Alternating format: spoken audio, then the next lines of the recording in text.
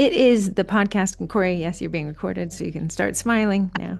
I'm always smiling. What are you talking about? Not to be deterred. I remember the last time we did a remote podcast, everyone said, girls, that was a tough listen. And I Yes. think we figured not only was it a tough listen, it was a tough watch.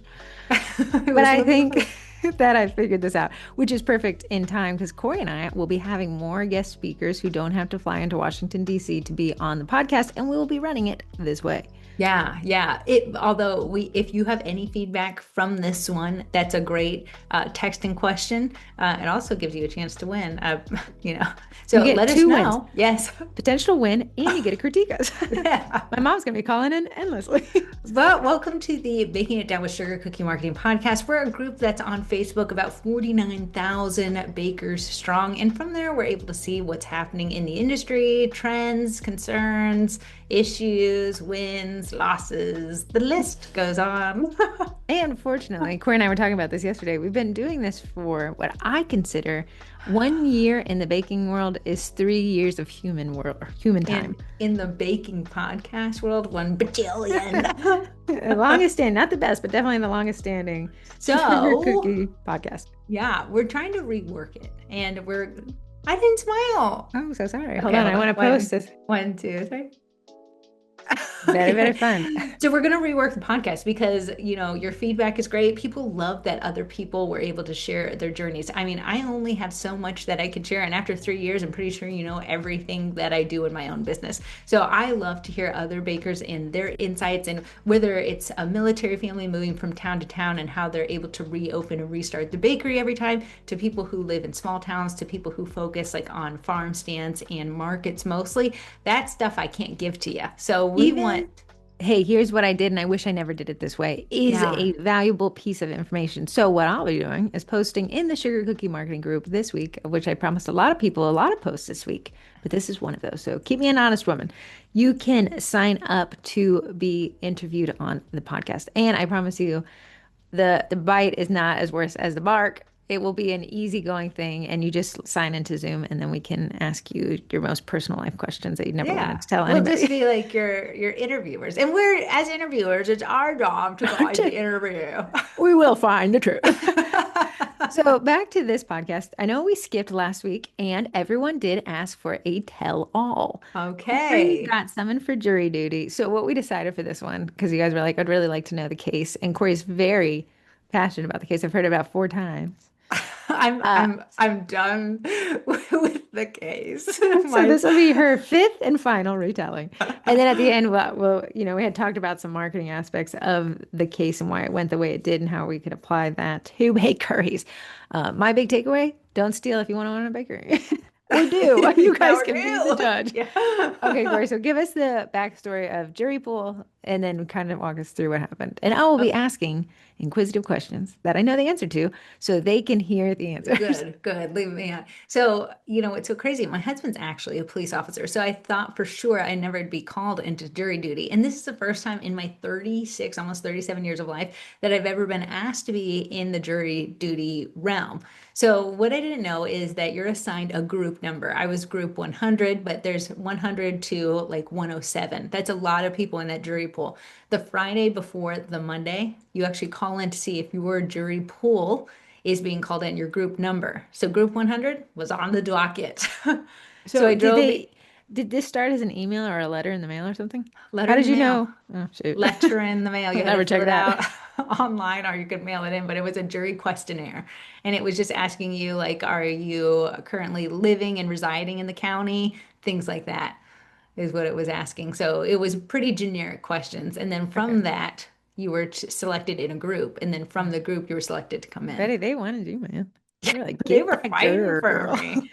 They were fighting me. So on Monday, I show up. You have to show up an hour and a half before actually the court opens. All the jury pool actually has to show up. So there was about 200 people that showed up because there were so many trials taking place. And what I thought Oh. was interesting was it's criminal trials as well as civil trials. They were both, you can get both trials have jury options. Oh. A criminal trial has 12 jurors and a civil trial has seven.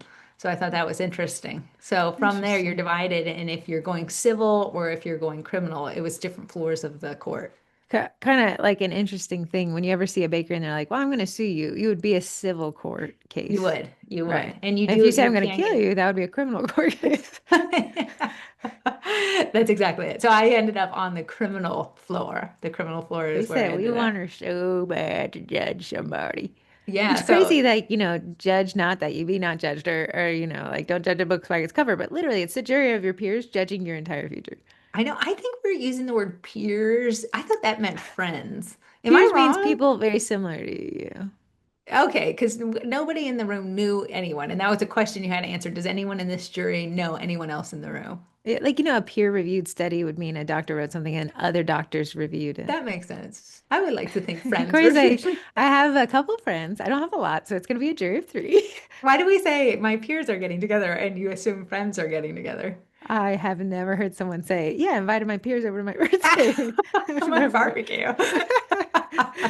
So, anyways, okay. So it was interesting. You get into the jury pool. It was both the prosecution lawyer and the Uh-huh. defense lawyer attorney Uh-huh.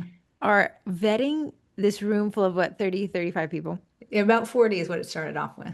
And no offense to you, but it seems like they wanted the most personality less, the most opinion free group because they were motivated to.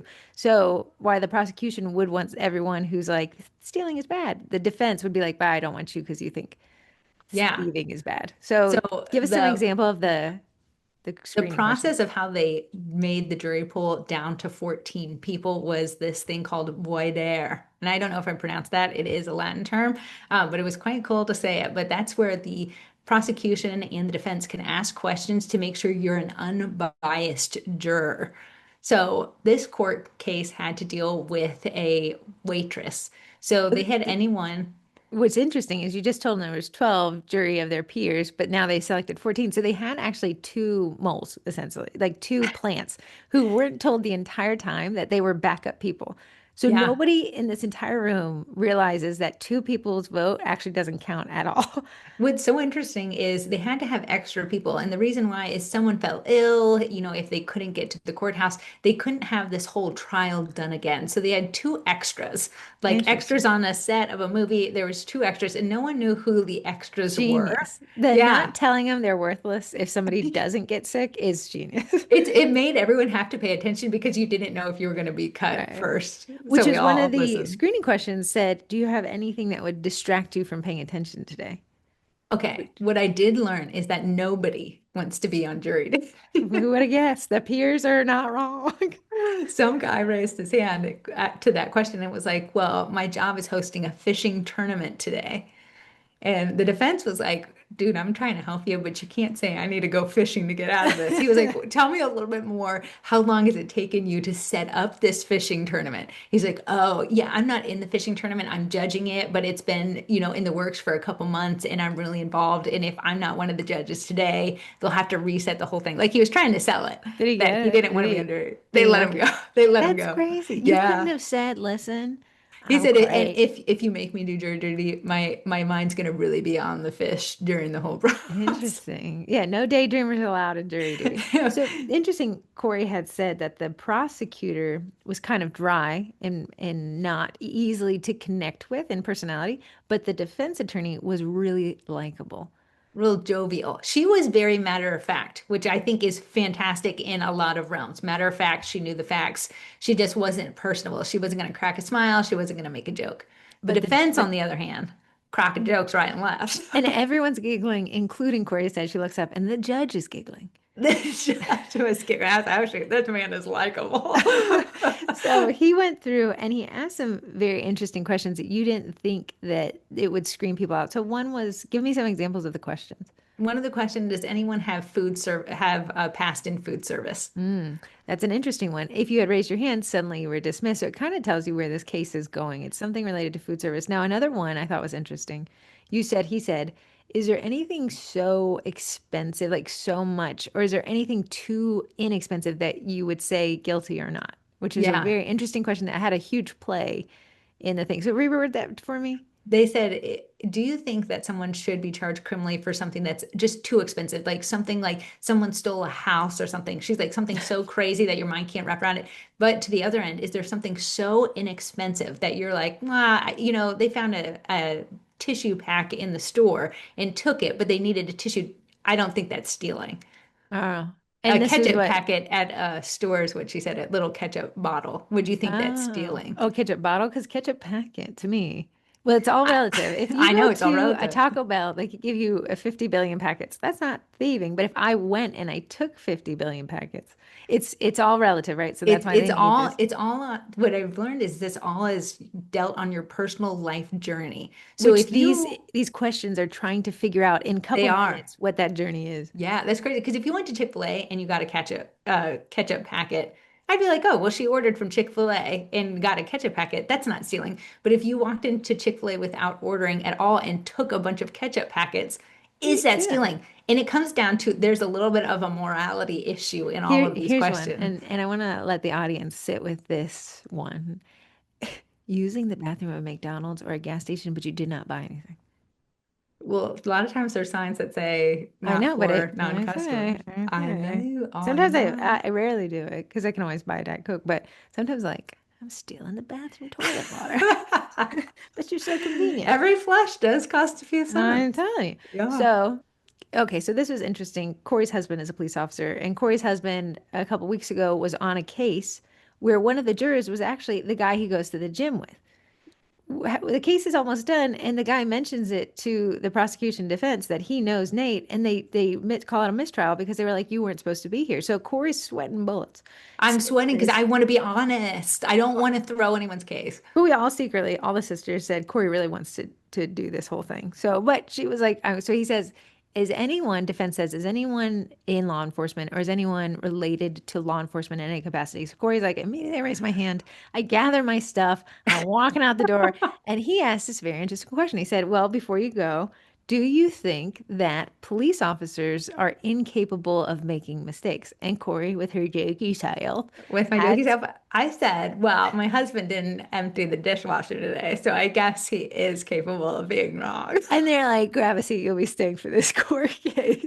I honestly thought they would dismiss me because I had such a ties, but he said, do you hold your husband in high esteem? I said, I hope so. I said, I do at the Walta. And then he said, do you think cops are human? Can they be wrong? And I said, yes. And I thought, even though like my answers were pretty straight, in the middle of the line, that they were 100% not going to keep me. And surprisingly, they did. When I posted last week in the group that we weren't doing the podcast because you were condemning someone to life in prison, somebody was like, I actually work for the police department and I got called for jury duty. And we said the person was not guilty. And they walked up to my desk later and said, why'd you say not guilty? So Oh, that's it was wild. quite a few more people than you realize were like, yeah, Yeah. my husband's a police officer. I'm a police. And then I got called to it, which I Yeah. guess if it's your civic duties, to be honest, I don't know. So then they've whittled this down They to, whittled the room of 40 down to a room of probably 25. So okay. still too many. What happens then was you have preemptive strikes. So the preemptive strikes were the guy who said he had the fishing tournament. And the other guy who said one question they asked, they said if the defendant, the would-be criminal doesn't testify and tell you guys that he's innocent, do you think he is guilty? And someone raised their hand. They're like, yeah, if you're innocent, you're going to be trying to tell everyone how innocent you are. So if you don't take the stand, I think you're guilty. So they dismissed him. And these are called pre-strikes. Are you kind of saying like if anyone answers this, I know they're going to get cut, except for your question about the police? I thought, yeah, because they were very leading questions. Oh, okay. So I thought, So if you for guys are trying to sure. get out of jury duty, pay attention. Here is Yeah. So your when he talk. asked, is anyone ha been in food service? All those people were cut. Right, which is very interesting because this comes right down to that perspective. So Yeah. so it whittles it down. Then you get the pre-strike. Some guys like my lower back aches and they're like, you'll be staying. He ended up being So on the it was jury a pool. little it was a little confusing as to what questions would get you cut, what questions would get you. But it was very interesting to see that the prosecution wanted a certain type of juror and the defense would want to get rid of a certain type of juror. So you say kind of what they end up with is the people furthest removed from this entire experience because they would be the least biased, Except for me, because there was which cops in the comes thing. into play later. So we It we just, still wonder why Corey got selected, but she was honest. So I was then honest. I was honest. Immediately, as soon as they whittle it down to the 14, so you got the 12 jurors and the two plants that nobody knows who they are. You're called into the courtroom, but I think you go to lunch. I actually saw a picture of a Wendy's. Yeah. She was like, listen, we want to get started. I don't want you to leave today and have to come back tomorrow and the next day and the next day. So she Oh. said, go take a lunch. I'm going to give you an hour and a half, and then we're going to come and we're going to get the trial started today. So she's like, anyone who's on the 14, go eat. You have to be back at this time. But the wild part is you're allowed to have your phone the whole time because you're Oddly, you sending were allowed pics. to have your own phone, but they demanded that you were not allowed to look up anything about the case. www.whathappenedtothisguy.com. And she made you say before the entire court, like, did anybody look up anything? And you had to say yes or no, and everyone said no. But if you'd said yes, then you got off. But You you would, wanted to be there. Okay. yeah, but you would be breaking. It looks like she would be Oh, judging you. contempt of court. The Yeah. judge judging you is a double judge. So, okay, so then you come back to court. At any point did they kind of tell you how long this was going to take? I mean, you wouldn't know because there was testimony and two sides, but were they like this typically wraps up in? I She always said, think of the Johnny Depp Amber Heard trial, which happened in Fairfax County, yeah. where we live, and it lasted for over a month. And that was a civil trial. And And the yeah. judge actually looks over the witness, the amount of exhibits, so any evidence and the length of trial, and she does an estimate. So she told Oh. us it's estimated this will be done in 2 or 3 days. So get off from work from 2 or 3 days. Oh, but you do get paid for this, but you do not know currently what the pay rate was. Someone said $50 a day. $50. I was telling her it was What? $30. Yeah, yeah, Inflation. yeah. Who knows? Who knows? Who You can knows? I'm afford waiting for my one check. Wendy's burger. Turns out also a little factoid here. Corey likes Wendy's. Gross. I do like Wendy's by myself because nobody likes it, but I do like the number one single. I think it's called the Dave's Does it single. come with fry? It does come with a fry and a Here's drink. what I say. If you work for Burger King and you're listening, and you work for Wendy's and you're listening, why do you guys pick the worst kind of fry? Why? When McDonald's is out there and Chick-fil-A is out there and even Arby's is out there picking the best kind of fry, why'd I you select know. the fry that is basically a step Wendy's above the trash? Wendy's fry is a dry fry, let me tell you. And also one thing I don't like about Wendy's, that drink machine that has like 50 million options and you Uh-huh. press the screen. They've all gone to that. I don't like Well, that. here's the problem. Those things were state of the art. And then now I think they're state of the fart. Like they all went bad. I think they're like, here's a wisp of what a Diet Coke should Yeah. taste like if you had Well, to put they're it on always Wendy's. broken. That that Yeah. that lineup of the five and the ice in the middle and the water tap, that has not Yes. failed for Yeah. years. Yeah. Yeah. That's what I like. But Wendy's doesn't have that. So be prepared to be sad when you get your Diet But you Coke. can have a little cherry and orange syrup in there if you want. Okay, I so was you starving at this point though, because I didn't think I was going to be picked. So I did not eat breakfast. Oh. And I want to tell you, I've never been in such a quiet place where you can hear a clock on the wall. So anyone's stomach was Mm. literally the sound of a dinosaur in a That closed would room. tell my stomach to be as loud as humanly possible. Maybe growl so loud people ask you if you need medical attention. So I didn't pack a lunch. So I rushed over to Wendy's and I inhaled a burg and Okay. a little sody wody, and then I got back at just in time. But you can't be late because it can't start without you. If some people were late, one lady got turned around. She was almost 1 hour late. So And we what had did to you wait for her. wait? That's We had to insane. wait. Yeah. That's Yeah. insane. I She did know. not go late. She went to Ross or Home Goods and I got to believe so. shopping. I believe so. Okay, Okay. so we get back from lunch. They take us in and they start opening arguments. So I want to say if anyone, is squeamish about hearing about firearms, there is a firearm involved in this and it's involved in the whole case. So if you want to tune out right now, you totally can, but it is part of that Okay. whole thing. So lead me to Also, my if you worked in service industry, you're released. Just kidding. you're released. If you have a fishing tournament, please excuse yourself. If your lower back hurts, you're back in the courtroom. Yeah. So the opening arguments were pretty interesting because these two people who had just asked us all these questions about ourselves, But also wildly, the guy, the perp, is yeah, also has been present this entire time. he could choose. He was actually in on choosing his own jury. He did the defense like look at him and was like, should we vote it or not? What was so funny was there was this paper that passed between both of them. The sheriff kept giving it one to the other, and they were striking people, but they had to come to an agreement of 14 people. So when Mm. they finally were looking, it was like there was two defense lawyers and the would-be criminal, Okay. and they were looking over the paper. They would strike someone, they would send the paper back over to the Commonwealth. They would strike one, or they would say approved, Oh. and they whittled it down to It's 14. really like PTSD of being a little kid being picked for the sports team. Honestly, yeah, yeah. Corey has a lot of pent-up aggression about that. Okay, so That's why anyways, I couldn't now believe we're I was picked. we play volleyball. So now we're back in the courtroom and it gets started. It gets started. So I'm gonna just lay the case out to you as the case was laid out to me. And everyone listening in podcast land, be the juror Yeah. and choose the fate of this person. Then we'll reveal if you were right or wrong. Yeah, I'm going to just say it matter of factly, neither which way, any way that we went, are you just decide as your own juror what you would decide. Okay.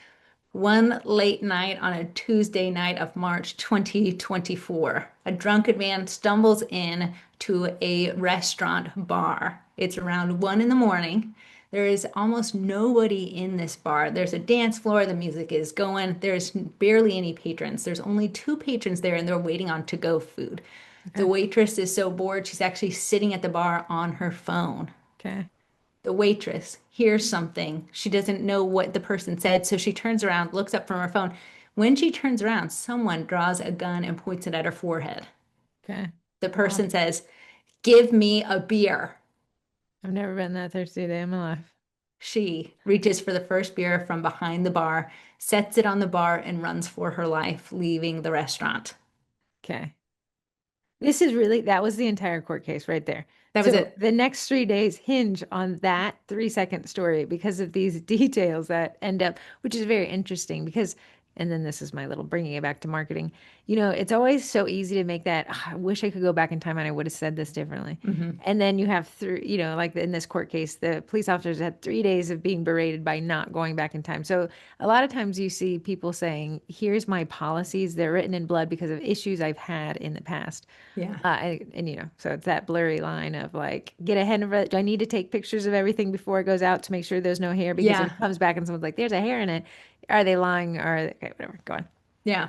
So, what the Commonwealth brought, the charges the Commonwealth was bringing against the defendant here was armed robbery with a firearm and drunk intoxication.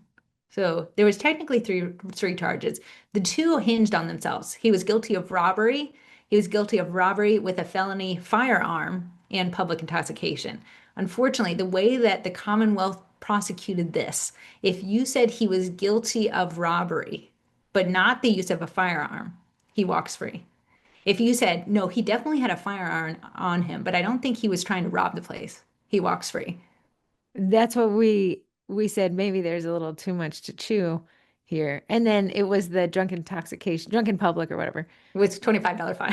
So, Okay. like, So really, he was going away for free. It was like going to be a freebie if he left. okay. So then the interesting part is now they're starting to call up police officers as what what do you call them? Witnesses. Witnesses. So the interesting part is, so in Fairfax County or in Prince William County in Northern Virginia, you have all the police officers have chest cams, body cams. So, but it's interesting. Corey says they arrive and they're only, there's no way to know who is who. And you always like condemn like police officers, like, why didn't you do that? And Corey's like, the interesting thing is he walks up to the perp, the police officer, and shakes his Yeah. hand and says, hey, it's been a while. Like they knew each other. The And so the problem is when a phone call goes into dispatch, the phone caller is giving all the information they have to another person. If you ever played the game telephone growing up, this is that. So So yeah, stuff's lost the, in translation. It's also exactly. a high stress situation, and it's now edging towards 2 in the morning. It's edging towards 2 in the morning. The dispatch has said, unfortunately, what they translated from the phone call was there's someone brandishing a firearm at a local restaurant That's all they outside of, had, and then that's all they dispatch the had. police officers. So when Yeah. the police officers get there, they know of nobody who is who. They don't. And typically someone who's brandishing a firearm, they're elevated, they're angry, they're showing force. Unfortunately, the perp was drunk and kind of a nice drunk, if I had to say so Laid myself. back, easygoing robber. So when the cops walk in, he's so passive and like, hey man, hey bro, how's it doing? They even do this little hand fivey thing, him and Which the is cops, wild. But which is wild, Corey, but the cops don't know he is the perpetrator at this right. point. So they And they're walk in okay, go ahead. to the restaurant. The restaurant's music is, I've never heard, like we're if it's beyond loud. It played so loud in the courthouse, it almost made like the whole room shake. That was how crazy it Oh, was. really? They walk into there, there's nobody in the restaurant except for the general manager is in the back. The cop yells over the music, I can't hear you. Turn down the music. The general manager, who doesn't speak a lot of English, says, I don't want to talk to cops. Oh, Then the police officer turns around and leaves, goes back okay. to now the suspect in the front because he's narrowed it down. There's no one in the building except for the general manager who has a food service apron on. So you could deduce that he probably works there. So now the only person left in the restaurant is this very friendly drunk man at the front. So the cop has put two and two And together. the waitress. She actually never went back into the building. So they were Oh, so unable, we're still in the building, and we're, becomes a key. So the only yes. person in the building is now a police officer, the perpetrator, and the guy in the back, and he don't want to come out, but the music's really loud. Yes. So there's three people. So the comp has deduced that the guy probably who's pretty jovial and drunk in the front is probably the perpetrator in this. So So we've he already goes done the back. bear hug We did, with we've them. bear hugged, we've gone to the family reunion, everything like Okay. that. So the cop goes back up now that he knows a little bit more information and says, Hey buddy, I'm just gonna put you in handcuffs till I get some more information. Is there anything Because on there's a you? gun somewhere in this building, Just from, probably. yeah, just from what dispatch said, somebody had a firearm. Okay. So he says, Is there anything on you that could poke, prod, or stick me or hurt me? Oh, The perpetrator said no. He's like, Okay, well, I'm going to search you. He's like, Okay, yes, there is a gun in my waistband. okay. And I'm sorry to paint the perp. How old is he? 22. And is he very inebriated? Very, very inebriated. Okay. Does he look like a nice guy? Does he look like the guy that's sitting in front of you as well? He honestly looks like we could laugh and have a good time with his drunk self. He's very serious in court because I think his Oh. life is on the line here. But they Okay, do okay, look like the same people for okay. sure. So So he he gets put in says, handcuffs. and they do find a firearm in his waistband. Now, this is interesting because in Northern Virginia, all I know Virginia's gun laws is you are allowed to open carry, but the minute it is concealed, which even that includes like your shirt covering the firearm, Yeah. you have a concealed carry firearm, and it needs to be licensed now.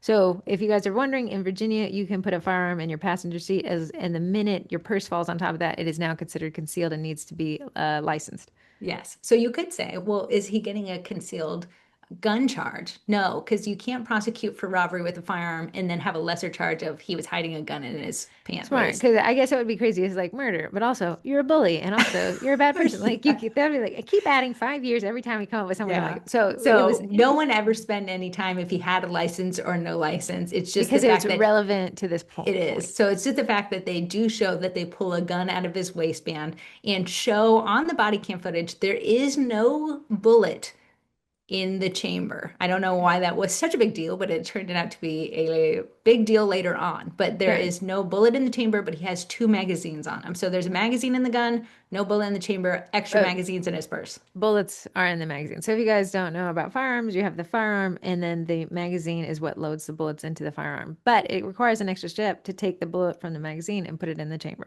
Yeah. meaning that without that extra step, there's no way to fire the firearm, which comes into play here, especially in the jury pool later, the Yeah. jurors. Yeah. Okay, so anyways, now we got the police officer. We're still on body cam. They find the firearm, and they're playing this for you guys. You're watching the body cam in Yeah. our area, and you've probably seen it in the news. There's a gang. It's actually plagued our area since I was a little kid called MS-13.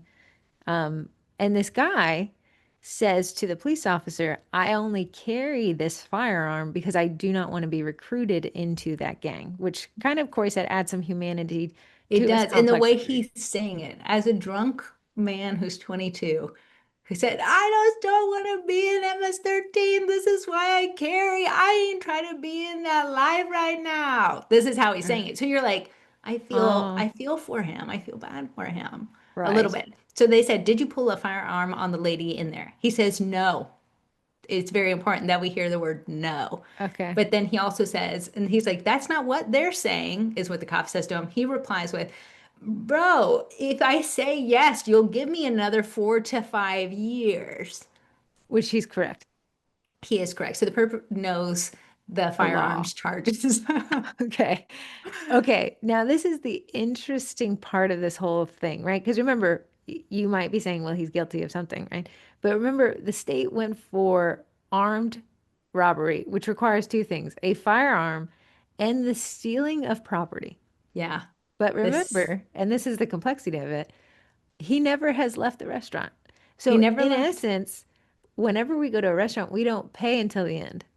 So you're a potential thief until the check comes back, Yeah. technically. Yeah, Because if technically. you can eat your whole meal as long as you can go to the bathroom 50 times, but the minute you walk over the threshold, you've now run out on your check. Yeah, yeah.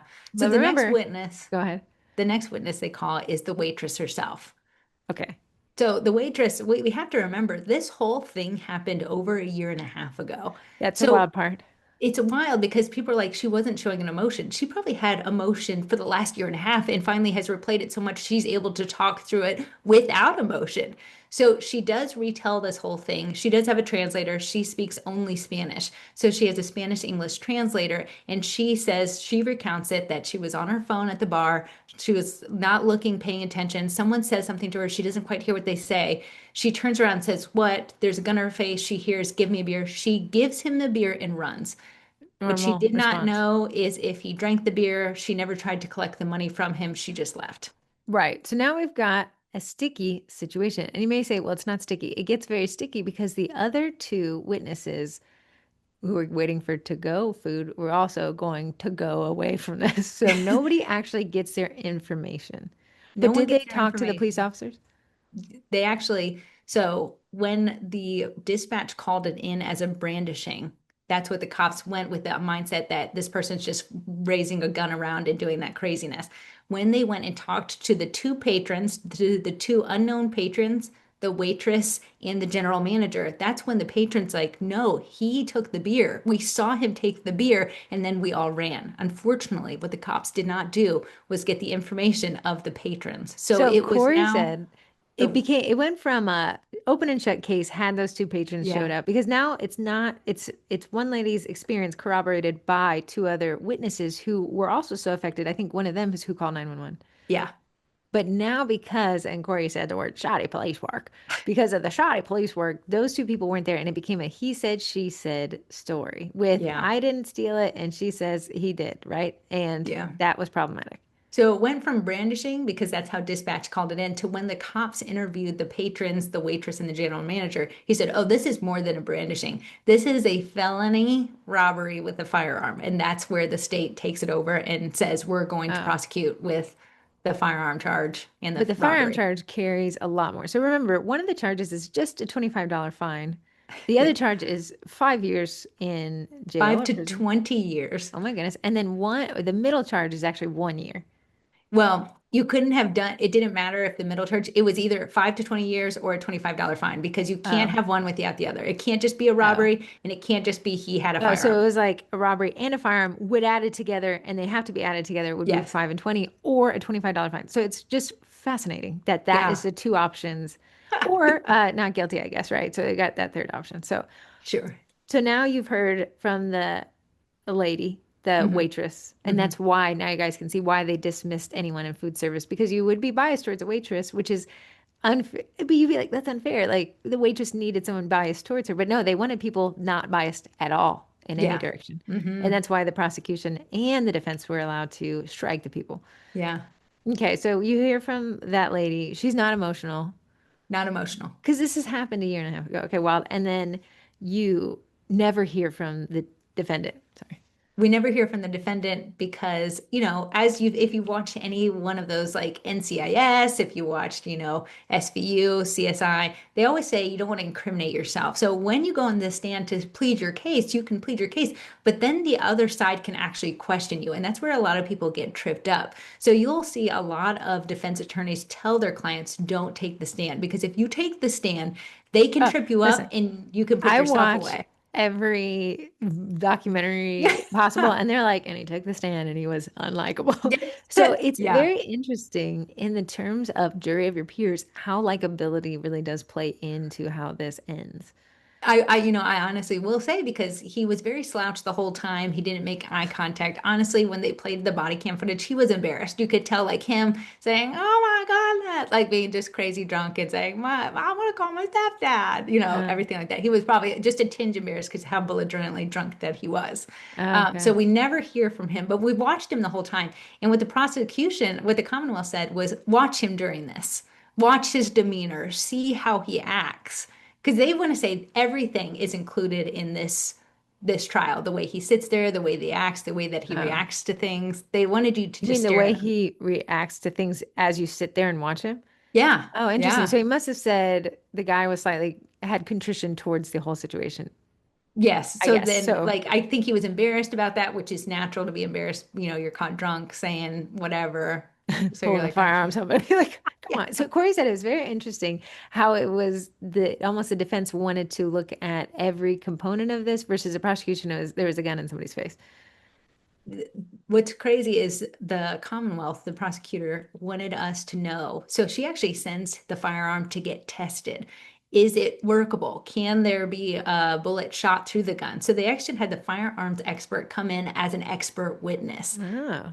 But I want to say the one thing that nobody disagreed on was the fact that he had a firearm on him because we saw the body cam footage where they pull it out of his belt. But for whatever the reason, the prosecution really wants to drive home that this gun is a working gun. She actually had us pass it around. It was in a box, and we passed this Mhm. firearm around so we could actually see that it was a firearm. From what she was getting at, was she really wanted you to know that he had a real firearm, and this firearm was able to shoot bullets out of it and was a deadly weapon at the end of the day. Yeah, it's interesting because Corey said, you and I have been to shooting ranges before. To fire a firearm, the amount of energy and force dispelled from it is surprising. But Corey Crazy. said, when you watch any show, any shoot 'em up movie, the ease of pulling the trigger is so simple, They're and like and playing it that's 52 times in 2 seconds. I'm like, wow, that's right. There's no wild. recoil. There's no, So I think the prosecution was trying to bring reality to it Yeah, in yeah, a way that's kind of hard to do. And you can see that when you watch those murder trials. So, anyways, it goes through the whole day. It goes into the next day. But you said you're constantly coming in and going out of this thing because they need the jury to exit when the lawyers need to speak to the judge. yeah. So if a lawyer wants to say, like, I want to enter this into the exhibit or I want to replay this part of the body cam footage, they need to be able to say that to the judge without us hearing. Because if we hear, like, this is a very important part of the body cam footage, we're going to hone in on that. That's So the the thing. amount of times, go Like when ahead. you're watching the documentaries and the defense attorney says a question in a leading way, Hmm. and they're like, "Can you guys forget that you just heard that?" They said, objection, jury, please strike that from your memory. Okay, That's was not there how any the of case. those? There was just what was funny was the Spanish waitress said something in Spanish, and right before the translator could translate it into English, the defense attorney knew a little bit of Spanish, and he said, objection. Before the translator says that, that's a leading question. I don't want him to translate it. And the judge sided with them Oh, and said wow. sustained. Yeah, so they weren't able to finish it. Interesting. Did the Hmm. judge know Spanish as well, or did she get the translator to whisper it to her? I don't know. She acted like she knew a little Spanish Oh, well. Yeah, impressive. yeah, Okay, so then you go through day one and you're hearing all the testimony. The interesting th part about it, Corey, you'd mentioned, is that the defense attorney asked the police officer which car, because now there's two units there, which car did you put the firearm into? And the police officer says, I can't remember. yeah. But Corey's like, obviously the defense knew because we ended up watching it on the body cam, but he was trying to instill in the jury that the police officers He was trying to did not, discredit the yes, testimony of the police officers. I don't remember, I can't remember. But again, it was a year and a half ago, and these police officers have responded to a million of these since then. But okay, Corey's like, they could have just reviewed the body cam footage. It was interesting to try to implant the doubt or a lack of care, a lack of, you know, um, Yeah, because focus on this. the defense was like, hey, so you guys did that nice high five at the beginning. Do you do that to all the criminals you come in contact I'd be with? like, he's free, let him go. This is an inside job. But as a cop for a husband, Nate says, we actually come on to a thing. He's like, already when a cop comes up to a situation, tension is high. So he said, we try to do anything to alleviate tension. So if that's the handshake, if that's like, hey, man, But saying endearing keep words in like, mind, man. Corey says the phone call says there's a younger Hispanic guy. That's very broad. And in the area that this happened in, there was, a high The Hispanic majority. population. Yeah. So the police officer thinks this is a witness, not the Yeah. perpetrator. So it's Hmm. very interesting, but it's interesting how the defense took that and tried to They twist did. it. They And you guys were did. like, oh, yeah, that's a really interesting way. But And what's so because funny is a police officer can't add information. So he says, do you greet all of the perpetrators like that? And he had to just say yes or no. He can't be like, well, when we come up to a situation, we have to kind of make sure oh, everyone's he's at not ease. allowed to? No, you can only answer what they said. And the defense can be like, objection, that's not what I asked. Oh, crazy. Yeah. So they're trying to paint them to look bad and they just kind of got to take it. Yeah. So Yeah. another thing, because Corey's husband's a police officer, I thought this was interesting, is he says what people don't realize is, people who don't get arrested never really get arrested. They really, go their whole lives never interfacing with police. But the people who do get arrested are actually getting arrested pretty often, especially when you lead a certain type of life. So Yeah. Nate's like, we've seen the same guys over and over again. They keep getting into trouble. We spend, hours with them investigating. So eventually, Absolutely. so this wasn't the first time they'd ever met the police officer and the Right. perpetrator. But you can't bring in I past know. crimes or any information like that. So Very Nate says interesting. when he arrests someone, he'll be like, Joe, man, what are you doing today? You said you were going to do this again because he knows Joe because Joe's been arrested 4 times prior. Very So you interesting. can have a rapport with the criminal, but unfortunately that rapport is the only thing we see in that little body cam And that's footage. what the defense wanted you to see. Yeah. Yeah. Right. Because Yep. this would have, just even hearing this part, well, we got to de-escalate, we've got it. That's why you can kind of say, like, Nate will be like, I'll come over and make a joke to see if it can Yes. lighten the situation Yeah. versus escalation. Okay. So very Uh-huh. interesting. So you go through the half of the first day because you guys went to lunch and then you came back Yes. and they always try to get everyone out by 5:30. Yeah. So we ended up not getting out till like about 6ish that day, just because it went over a little bit long. So we actually they did not finish the trial that day. So the next day when we came in, they finished it in about less than an hour, 45 minutes. They Oh, called the two police officers back up again, there's and they not a lot to go honestly, off of, but not a lot. And what they said was just repeated of what they did the day before. mm. And then it was closing arguments. And you said in the closing arguments, it seemed like both the defense and prosecution could kind of say whatever they wanted. All the stuff that would have been objected to, now this final thing rolls out the window. It Say seems whatever like you it. want. Yeah, it seems like you can lead in the pieces that maybe aren't filled in, you could fill them in these closing Which seems arguments. wild that there were so many rules all of a sudden, and now it's like, hey guys, do you like beer? I know. I just wonder, like, can they say like whatever they want in closing arguments, and maybe someone will text in and let us know. But it seemed like it was a free for all. Before we jump into this part, the interesting part of this whole thing is in the body cam footage and in the testimony, nobody knows what happened to this beer and whether it was consumed or not. And this becomes the massive sticking point because remember, it's armed. We know that. Yeah. Robbery. And that's the part that they have a struggle with because did he take it or not? Well, the lady said he did. Well, he said he didn't. Now it's a he said, she said. Was there proof that this beer was consumed? Yeah. So the And closing arguments of the defense, he really honed in on, he said, listen, my perpetrator right here, he's dumb. Sorry, bud. I'm just gonna say it. He did something stupid that day and he brandished his firearm. If we were here for a brandishing charge, we'd all say he was guilty. We saw the gun in his waistband. The great thing is that this man is not on trial for brandishing a firearm. So because the the state defense went can for the more. yeah, so the defense can say it freely, which you're like, wow, the defense knows. Like, the defense isn't calling, a spade, it's calling a spade a spade. It's saying he did have a firearm. So Uh-huh. you're like relating with the defense because he's like, if this was a brandishing, he would be guilty. In this, he said the prosecution should have gone for a brandishing charge. We'd all be on the same page. This would have been wrapped up in less than 10 minutes, but they didn't. They've gone to a robbery. And he said, listen, if you ever seen Ocean's 11, if you've ever seen Wild. like those getaway cop shows, they get whatever they're trying to steal. If they go rob a bank, they get the wads of cash and they make a run for it. He said this perpetrator didn't run. They don't even know if he drank the beer or not. What if he was in there trying to pay and no one was there to collect his money? Which you're like, but he had a gun and nobody pays with a gun. But the wild part is that wasn't the charge. The charge Yeah, was armed robbery. If it was robbery. just the charge of armed, If guilty. it was armed drinking a beer, he would have been charged. It was But we don't even know armed if he robbery. drank the beer. The interesting part is, did he drink the beer? Did he not? We can all assume he did, but you can't make the assumption here. And then he never left the restaurant, which brings you back into when I order food, essentially I'm a potential thief until the check is paid. Yes, So, yes. so So the then, prosecution's closing arguments was, give me a gun. I mean, give me a beer. There's a gun in your face. give me a gun. Give me a gun and a beer. Give me a I gun, need hold a an beer. order of 12 dozen cookies stamped. I need 12 dozen guns, one beer, some cookies. So she said, give me a beer, gun to her face. She has nothing to lose, nothing to win. She doesn't own the bar. She's not tied to the bar owner. Her being here today is her in and of her own testimony. Seen. So then the Okay. jury is sent to deliberate. So after they get oddly, the two. unsurprisingly, surprisingly, Corey gets picked to be the jury foreman, right? Am I saying that right? Foreman? Yes, the No, Corey foreman. gets in there and her Corey-like attitude and said, "Hey guys, I'm going to move this along. I'll be using the whiteboard. I'll be grabbing the markers, and we'll just Okay, gonna." I'm going to tell you the pin drop. We've been now a jury together, a jury pool for about 48 hours. It's silent anytime we go in there because people aren't talkative. That's fine. And you're And not you're not allowed to talk about allowed the to. case.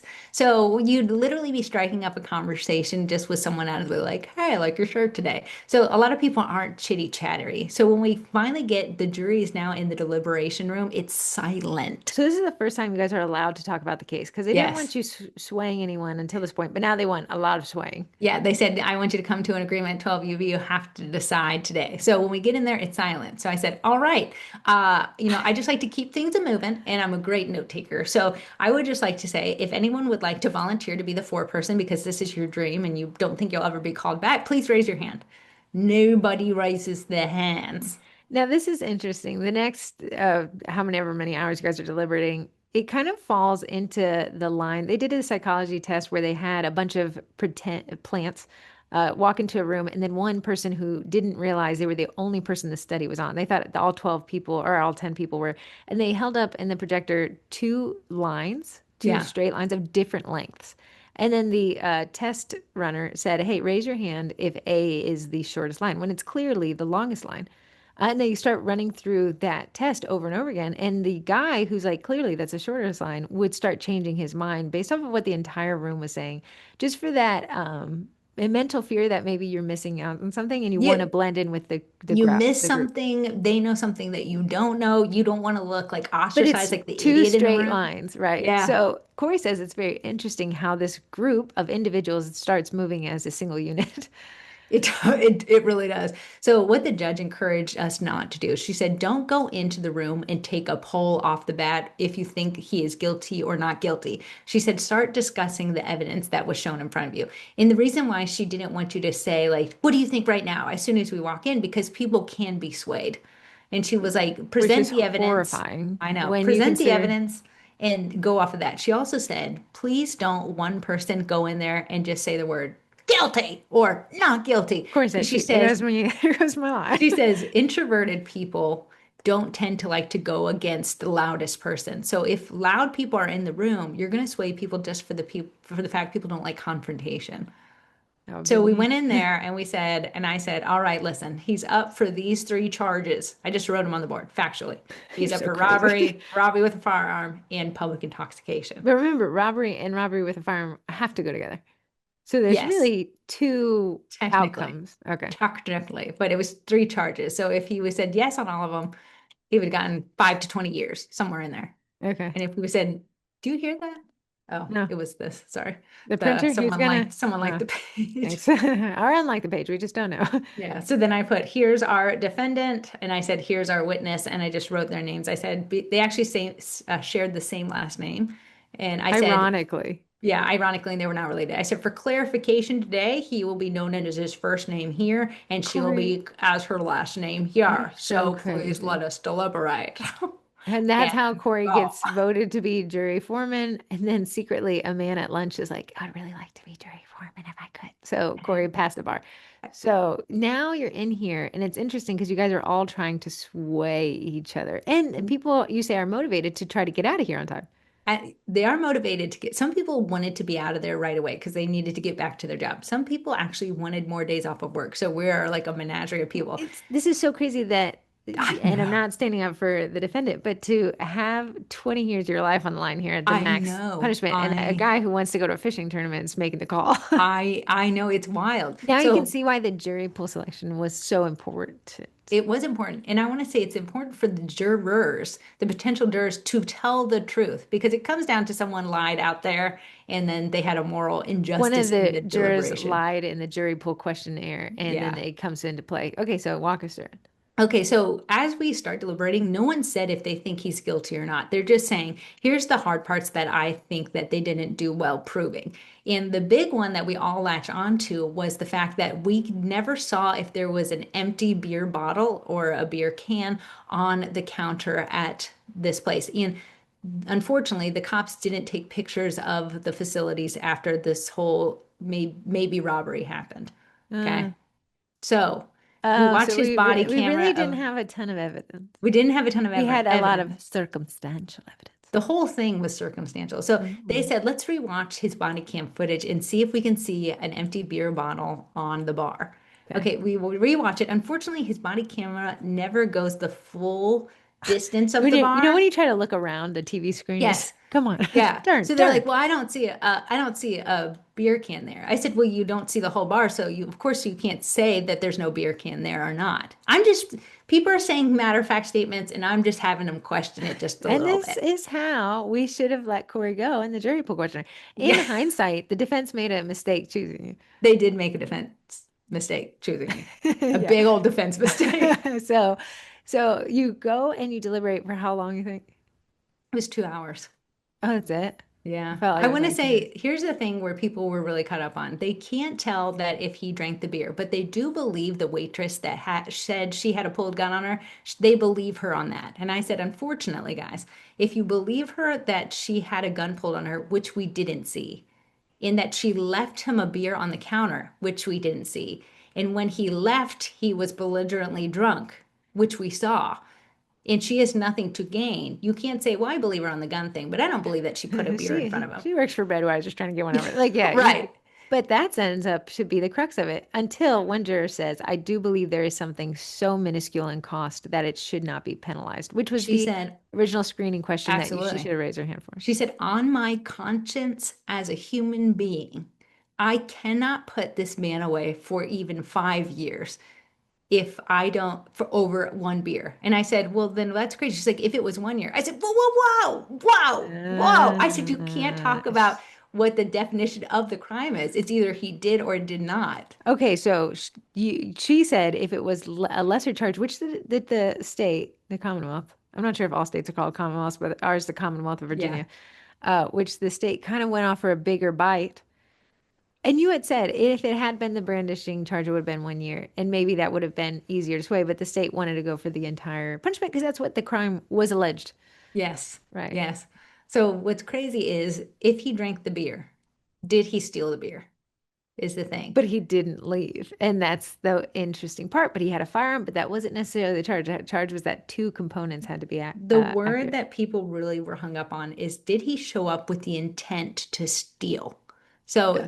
the word intent is the big word here because did he intend to steal the beer? Here's the thing. He put a gun to someone's head and said, "Give me a beer." To me, that he intended to take something that was not his under duress, like by threatening someone's life. But But they said, remember, I don't think he showed up to the restaurant and wanted to steal a beer. I think it was and I said, what? I said, the word you're looking for is crime of opportunity. I said, he didn't pace the joint and watch it for 5 weeks to see when she was there and when the least crowded night is. I said, but both are a crime. A crime of opportunity and a crime that's been planned out are both criminal actions. which So is maybe he why did, now when you watch these murder documentaries, murder one, intent, and murder yes, two, not non-intentional, intent. are so differently weighed. Yes. So But it's unfortunately, going, go ahead. there wasn't intent one, intent two. It was either he intended to or he Did. intended not to. And the So wildest part is had they had a picture of the beer empty and he had crossed the threshold of the restaurant, it would have been more open and closed. But the guy oh, never left. yeah, The beer was never photographed. There was no. no witnesses outside of the police officers. So all this circumstantial evidence now created a ton of doubt, which the defense, you said, did a pretty good job of instilling in you guys, They did. They except did. for not for you, for everybody else. Well, here's the thing, even without the witnesses, if we believe that she had a gun pulled on her and that she put a beer in front of him, he intended to take something that was not his. Whether he took a sip of the beer, whether he threw the beer across the room and hit the wall, he intended to take something that was not his. What he did with his intent of the beer, like a lot of people, if someone, steals a vehicle, they can either abandon it on the side of the road, they can take it to a chop shop. Their intent, whatever they do after their intended crime, is on them. So he could have, poured the beer down his shirt, all the thing. It's still, he intended to do something under the duress of a firearm. All So right. to me, he was guilty, But unfortunately. the judge said, do not exit this room without consensus. Yes. So So that's why you guys get hung up and then spend a couple more hours trying to convince each other. Yeah. And then if you guys, okay, so I'm gonna let the audience decide here how it weighs out. One, two, three, your decision is. And now Corey, reveal to us what the charge was in the end. He ended up, the jury could not come to an idea that he was intending to steal a beer. So he ended up just getting a public intoxication charge and a $25 fine and walked that day. Wild. And so, Wild. but okay. And then, Corey called me and she was super frustrated. And she was like, it's just so crazy that you could pull a gun on somebody, demand something from him, and then get off scot-free with a $25 slap on the wrist. Yeah. But it begs the burden of proof, what the intention was and communication. And unfortunately, likability did play a factor in this because you said the I want to say at prosecution, the end of the day, we are all humans. And that yeah, was the biggest thing is he said, I don't want to be a part of MS-13. Our hearts went out to him. He doesn't want to be a part of MS-13 and he needed a gun so he didn't join the gang, you know? So you're yeah, like, humanity, humanity. right. But Yeah, it's if very you interesting. were in the place of the waitress, you would have had a totally different outcome because you had been like, wow, no one's ever held a gun to my head. And That was that's crazy. why they didn't want waitresses. Yeah, yeah. Yeah. Didn't they? Yeah, I think they had some questions on firearms as well to kind of screen people out at the beginning. It was very interesting. Really, the most interesting part of your story to me is that jury pool selection and how they're able to ask those questions to hopefully weed out the people who are too in either direction. Yeah, what's so funny is when a baker comes to the sugar cookie marketing group, they are the defense Mhm. Oh, and they because present half of the story. which is, and people get pretty frustrated. Sometimes somebody will come into the group and say, here's what the client, here's what the perpetrator, here's everything that they did wrong. Here's what I Mhm. said back. Am I right or wrong? And I'm like, well, you're looking for a jury of your peers to agree with you. But we have our opinion on who is right and wrong is irrelevant to what your goal is. So you'll see me often say, like, what do you want from us?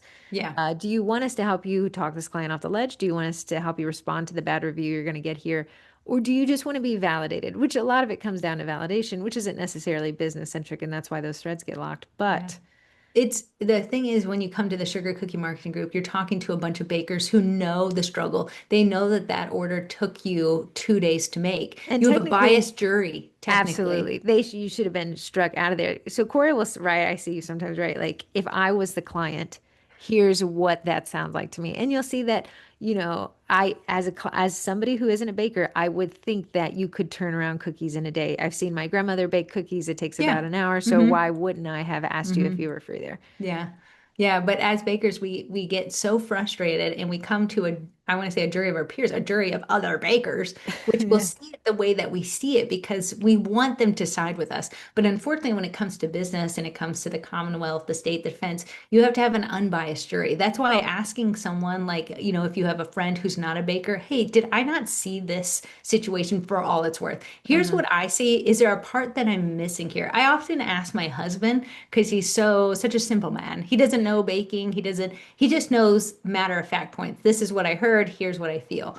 So it's good to ask people who aren't in the same realm as us because they have an outsider's view. Well, I think it's an interesting thing. You said this is what I heard and this is how I feel. Now, feelings are relative to individuals, right? So Mhm. even the baker comes in with all these facts and we're like 100% right, 100% right. Amen, amen. But how did your client feel?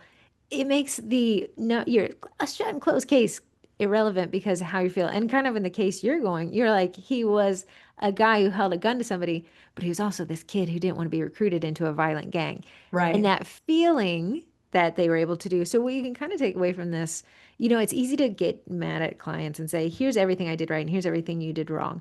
But what I like to say is like, I couldn't imagine how you felt if you Yeah. thought this is what I was doing to you.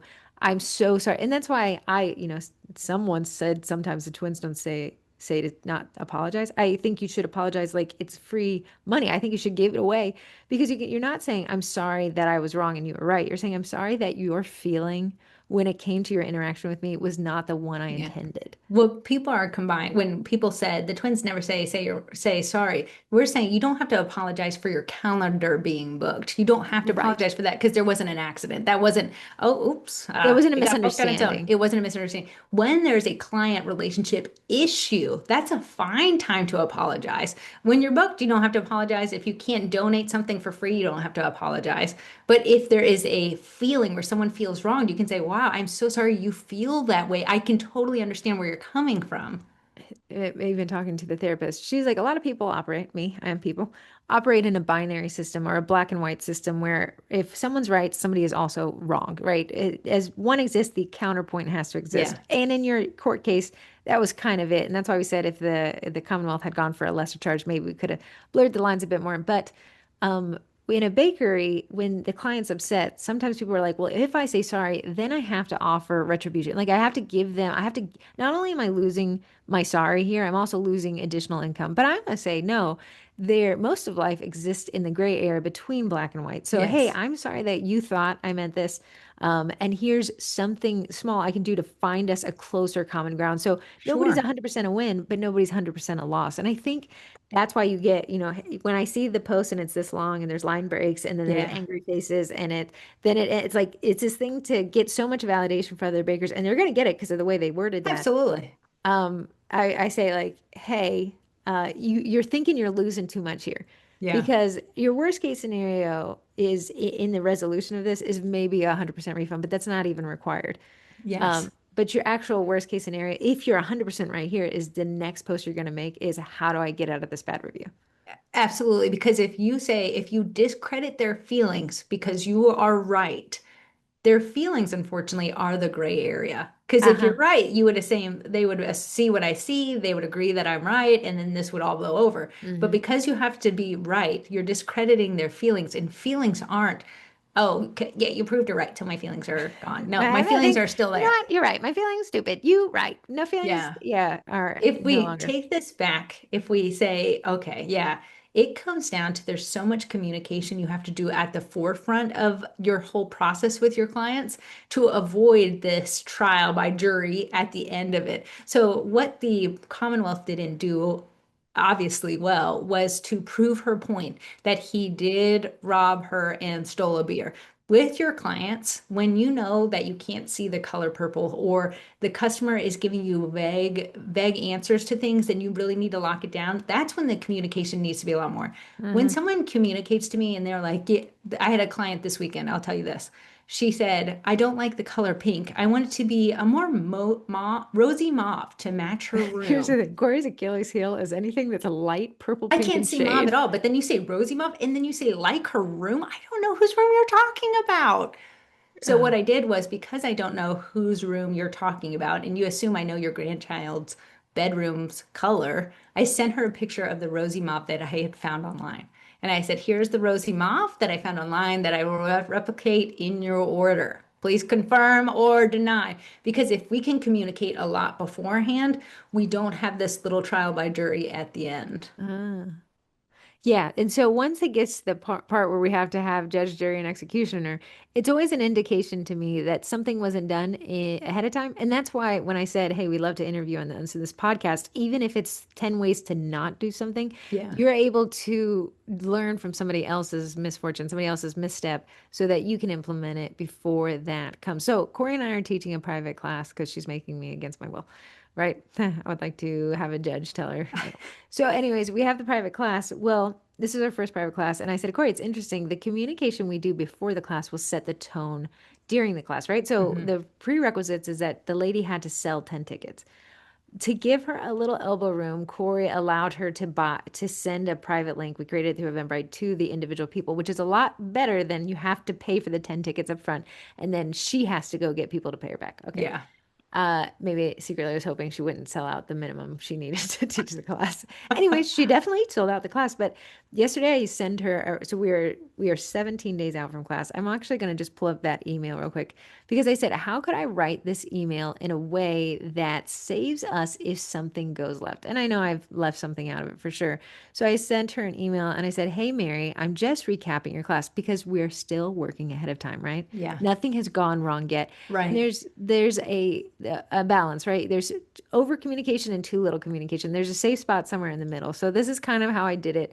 I love a bulleted list because it draws people attention. I said, "Hey Mary, to keep you in the loop on who has signed up and how many tickets are remaining before we can lock this down, here's what we've got right now. Class tickets sold 6 out of 10, DIY tickets sold 1 out of 10. Days until October 30th, your final day to order tickets." Remember, reiterating that that day is not the day of her class. It's Right. the last day to order tickets because what I don't want to happen, she's like, well, I was going to sell the rest of those tickets after the 30th. Yeah, because I still have to bake. So there has to be a little forgiving time there where Right. she needs to get her tickets in order, but I also need enough time to bake for whoever's showing up. Here's a part where the baker would get in a sticky situation if they assumed someone knew that prep time was going to Yeah. be a week. And okay, yes, you can make prep time in an hour, but that's not what we want. We don't want to rush. So it said days until October 30th, parentheses, the final day to order tickets is 17 and days until your class is 24. As a reminder, we just have to shut down we have to shut down ticket sales 7 days prior to class so we can get to prepping supplies. So if you could get 4 folks to get those tickets before the 30th, we are all set. Then I gave her a list of who ordered the tickets so she knew who hadn't signed up yet, giving her more information to make us money, right? Yeah. That's kind of the goal. And then I said, also attached as an example. This is the part that we're going to get in trouble with. I said, it's an example of the place setting each attendee will sit in front of a. Would you mind sending us a picture of the space we'll be using at your home? Want to make sure we plan accordingly. And she didn't reply to that. She happily replied that she was going to sell out the class. But I want to But say, not with this. when she does go back to present something into evidence, she will be able to say, "Oh shoot, they did ask that." At the end of the day, we don't want to ever get to the point where she's presenting evidence and we're Right. presenting Because evidence we've already against her. lost as a Yes. small business owner, and I hate that it's not fair all the time. But Yeah. if our goal is money generation, that's how we win, right? Yeah. Yeah. So, and then when we have to find the compromise in that gray area of less money generation, that's how the bakery loses. Now, bakers who get really emotional, and I can speak because like I get offended too. Like that's not fair. I did everything right, and the client messed it up. You're coming from the wrong place. You're coming from the wrong motivation. You're coming from a morality motivation and not a money generating motivation. And I think when you can switch your perspective of what can I do here that still allows me to create a margin of money, Hmm. then that right or wrong thing kind of takes a back seat because you're like, I can still be a little right if money is the indication of how right I was, right? Sure, sure. Um, Oftentimes when it comes to bakers, someone will be like, I would love to have a private host a private class at my house. And a baker will be like, oh, I'd love that. Let me know whenever you want to. And do you see where you've left it open-ended? mhm. Open-ending and not locking things down, not locking, I'm talking to the cop, not locking the patron down as a witness Yeah. can come to bite you in a butt. So when someone's like, oh, I would love to host a class, it would be a great time to be like, oh, if you can get 10 friends together, we could totally do that. But to say, oh, yeah, I'd love to do that. And then she's like, okay, I have 4 people. And you're like, well, that's not good enough. I'm not making any money off of you. You get, well, you hurt my feelings. You said you would do a Uh-huh. class. And that's why communication is so important. So when you say, yeah, I would love to donate cookies, when can I expect to put an expiration date on this donation? Right. That's what's important, you I know? kind of think the way I worded this email, or at least I hope it came across that way. It's me and Mary against this made up date that I came up with that we're not going to mention that it's me puppeting the Yeah. dates, right? Yeah. So, Mary, I want to make sure we got this for you. That date's coming at us, and here's everything you need to know to fill it up, right? So it's me and her against this date. The date is me. I made up Yeah. this date on October 30th that she had to have these sold by because of my past experience. What we don't want to happen to Mary is we give her the information a month out. You have to have 10 people, Mary. Okay, go, Mary. It Uh-huh. gets to October 31st and she only has 6 people. All Then I right, send Mary, this. we're closing it down. You didn't do your job. You didn't get your thing. Now we have her offended. What? I didn't. What? And that's why it's good to educate as before we get to that hard day, that hard no, that we have to cancel the class. We want to make sure that Mary has the information she needs. So Uh-huh. if we end up having to cancel class, it's not out of the blue and she's not taken to her knees because this class Uh-huh. she wanted is canceled. Hey, Mary, you just need 4 more tickets. You're doing great, girl. If you want to get those 4 people to lock down, you have 17 more days to do it. Just send them the email again and see if they can just go ahead and do the checkout system. When I talk to the therapist or whatever, I'm always like, and that's not fair. And she's like, but what's behind you thinking that's not fair? I was like, I don't know, because it's not fair. And she's like, no, what's behind that? What's behind that? And having to cancel Mary's class means she has to shamefacedly Yeah. turn to 4 people and say, I don't have a lot of friends. I promised you a good time. I can't deliver, and I'm embarrassed by that. So oftentimes because that's so hard to be that Yes. vulnerable with people, anger is the first line of defense. Well, and So also shifting the blame. Guys, yes. I wanted the class. They Sure, the canceled on class is me. canceled on They me. didn't tell me that even how many people had signed up. So, okay, when I write this email, I say, what are the things I can get in front of that I can kind of predict? What are ways I can be on Mary's side? Hmm. After I sent this email, Mary's like, girls, don't even worry about it. I actually have a wait list. So you can see she's really proud. You can see pride is a feeling. She's very proud that she's able to fill up this class because she's so friendly Yeah. or she's popular, whatever it is, right? Whatever their motivations are. So when you think about in terms of dealing with clients and the right or wrong, a lot of it exists in this blurry gray area. And your client, sometimes always like, wow, I'd love to have your client in here and have them write their I know. Yeah. autobiography of this experience because it's going to always lie somewhere in the middle. Just for the fact that the clients don't have a baking brain and the baker has a baking brain. So you're operating off of a different knowledge base. Yeah. Yeah. Right. Hmm. But Hmm. I like to write things in terms of if I had to present this in a court of law, would I be embarrassed of the judge reading it? What's so funny is a lot of times when I see a customer lambast a business in a local community group, they will screenshot the communication they had with that business and put it out for all to see. So while you think that you are talking to one person, think that if this is shared on social media, this Absolutely. could reach thousands.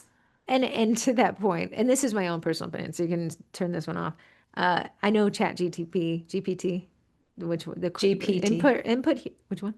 GP, PT, GP. PT. I wish they weren't the same E sounds. I Okay. know. A lot of times they say I don't know if you can, if there's a thing and make this sound like a lawyer wrote it, and it sounds extremely technical. I've always called it lawyer speak, and Corey's ex-husband only communicates that way. Therefore, thou shalt Right. not. And while the information is accurate, lawyer speak escalates the severity of it. So if I could say, Mary, it has been determined that you are 4 tickets away from having this class. Otherwise, you will forfeit Yeah, your day. and I feel like when you feel wronged, but you're trying to be on the same side of the client, but you're like, I'm going to make them feel small. Lawyer speak's a great way to do that because you're like, well, I don't care if they read it in a court of law. Yeah, no, no doubt. You But wrote if it you like want you to did. be like the officer and hand, oh, buddy, oh, pow, to de-escalate a situation. De-escalate. Yeah. Because again, you can be right on every count and still get the bad review and still get the post. And what I tell people is you may not ever realize the impact of this angry client because you'll never be in their private conversations. Everyone I've talked about it in the past couple of years, that car got worked on. I've never Yes. left them a bad review. They have a lot of fanboys, and I don't want to be bullied myself, but gosh darn it, in the privacy of a conversation over a restaurant, I'm going to tell you that was a terrible Right. experience. And Right. they have no concept. The funniest part is the man that runs that company is my friend on Facebook. So he has no clue that I say, yeah, I really tried to, I spent a lot of money with this company everyone likes, and here are who they are, and here's my experience. He'll never know that the work he's losing is because I was never made whole. Yeah. So what Heather's saying is that you don't know who you're talking to, and we don't know who they know. So while Heather isn't like a robust person on social media where she's going to lambast a company, I tell you, in every Tuesday lunch that me and Heather go to, she will bring up the fact that she was swindled and she would never go back to them. So And you know Heather, why? Because, and this is what's happening to clients as well. Every time I turn on the air conditioner and it blows hot, and I always remember they spent $2,500 to have that rebuilt, quote unquote, to blow ice cold. So I'm constantly, and then with your clients, every time that birthday comes up where they had yeah, that order with you, they'll have that feeling every year, be like, oh, you remember that time I got this thing and it yeah. went terrible and the baker was so rude to me? And you, as a baker, have hundreds of clients. So one client out of hundreds that's mad, you're not even going to give them a second thought. But you could be their only baker they hired this entire year. So the Hmm. bad taste you've left in their mouth. that's a bigger pun for you, can be long in the tooth and it can come years after years because you're the only baker they worked with. Right. Whereas you're like, all these clients, they've been so happy with me, just this one person, so whatever. And You Corey and I can say, be. like, if we go Yeah. to a restaurant and have a subpar experience, I'm never gonna leave a review about it, but I'll never go back. So it's a long-term loss, but okay, so imagine that if everybody who ordered from me, and that's why we did a podcast on a couple of weeks ago, is why don't you have returning clients? And I think sometimes it comes back to something like this, where when something goes wrong, you're so quick in the black binary, right, wrong, that you fail to see the long-term cost. Again, because your motivation is kind of one from morality and not Yeah. necessarily from money. And I think that if you put the shoes on of the other person and had to argue their case against you, you'd kind of see like, well, it's not as cut and dry as I thought it was. Yeah. I If can I go see back through my where, emails, I can see where they interpreted that just a tinge bit wrong. or I intended to send them an email and I didn't get around to it, and that Yeah. may I'm still did right by myself, but that would have really helped this situation. So Yeah. something to keep in mind. That takes us through the court case. Wildly interesting. Hopefully, I I never hope I'm get called. never on jury duty ever again. That was My mentally draining for me. Corey was so angry for that last I was week. so She was like, tired. I said, "Are you doing the podcast?" She's like, "They wouldn't want to hear me right now." They wouldn't want to hear me right now. So you guys had asked to listen to that recap, and that is what that was. Now, actually, let's move along here because we're taking up a lot of their time. Sorry. Corey said, us telling you that you should sign up for the Cookie College is not as motivating as a witness would I, tell you. I want to say, when you hear it from the mouths of these babes, I'm just kidding. When you hear it from me and Heather, of course we're going to be biased. God, why is my life just a jury full now? We're going to be biased because we made it. So I said, let them hear from people who have been there and done that. So Corey made a post in the Cookie College Facebook group, which you get when you sign up for that tier, that member. And she was like, hey, and I'd be full disclosure, I'm a big person. If you're going to scratch my back, let me scratch yours. If you give us an honest review and we read it on the podcast, you get a $10 Amazon gift card. So please understand, if you want to see they're biased, they could be biased by the $10 gift card, but this is their honest reviews. They're allowed to rate it on a scale of 1 to 10. They were allowed to say which parts they liked and which they didn't. I'll never read to you the bad ones. I'm just kidding. Oh, well, but here's this one. So I'm going to just read this. So thecookiecollege.com, just a backstory. The Cookie College is these 5 memberships we offer. They're all geared towards marketing your basically sugar cookie business. It's if you are like, well, I sell Band-Aids. I'm not sure this is the best fit for you, but if you sell baked goods, it's going to be, but it's always geared towards marketing and business. This is simple treats. So I'll reach out to you with your $10 gift card, Miss Sawyer. And she says, if you're looking, so the question is, if you had to write 3 sentence statement about the Cookie College, what would you say? And she says, if you're looking for a more refined baking marketing page of people walking the same path as you, this is it. These people are who are truly invested in growing their business the best it can be. And the lessons, the topics, and the conversations are more narrowed down and focused. And I like that review because what she's saying is everyone who signed up there is in the same space. I would like to make more money selling online in my sugar cookie bakery business. Mhm. The And thing about the sugar cookie marketing group is there's hobby people, there's people who baked and then quit, there's people who are taking maternity leave, there's people who are putting on the back burner, there's people even thinking about selling and they haven't sold yet. So the sugar cookie marketing group is a myriad of people. There's people at different angles of their business or they're not in a business. The cookie college is people who are in business. yeah, so kind of think about it in other terms of like if I wanted, okay, that car I keep talking about, right? It is a 1995 Generation 1 Dodge Viper. Its quirks are only known by people with the exact same car. Now, Gen 1, because they have 5 generations of that car, the guy with the fifth generation doesn't know that the generation 1 doesn't have good air conditioning. So any tips and tricks he offers me, I'm like, okay, thank you, but no, thank you. You don't understand the battle I fight sweating through my clothes, right? Mhm. Same when you join a big group on marketing and sales. Love it. But the person who's selling a car isn't going to have the same questions or a process as somebody selling cookies. So Mhm. that's why I think people really like that Facebook group because they can go and everyone there has had the same life experiences down to the exact product being sold. So they know the exact method they took to help the situation. Right. So if you like to sign up for the Cookie College and be judged by a jury of your peers, Go to I'm ready to thecookiecollege.com. judge, guys. I got some judging under my belt. I do it every second Monday of the month, the Get to Know Your Membership 101. And the biggest complaint we hear about the membership of the Cookie College is there's just too much here. It's so much. I feel overwhelmed because I don't know which. So, and I want to tell you that that's the benefit and also the detractor is there's so much there, but all you need is to find the things that work for you and implement those. And if that changes and shifts throughout your membership, great, then we'll focus on this other part. But the thing is, there's something there for What everyone. was Miss Sawyer's things that she found that were useful in the cookie college? I know that I think you said that was a question She that said you had a choice between, I think, 10 or 12 different options of things that we offer. And I said, what does the Cookie College help you with? She says, cookie classes, organization, social media, and community building. And then I said, sort the features that you use most frequently. And she chose the Facebook group and the class kits. So again, that Facebook group is where she's going. And that's why her three sentences pitch you on the Facebook group, because that's where she's getting a lot of help.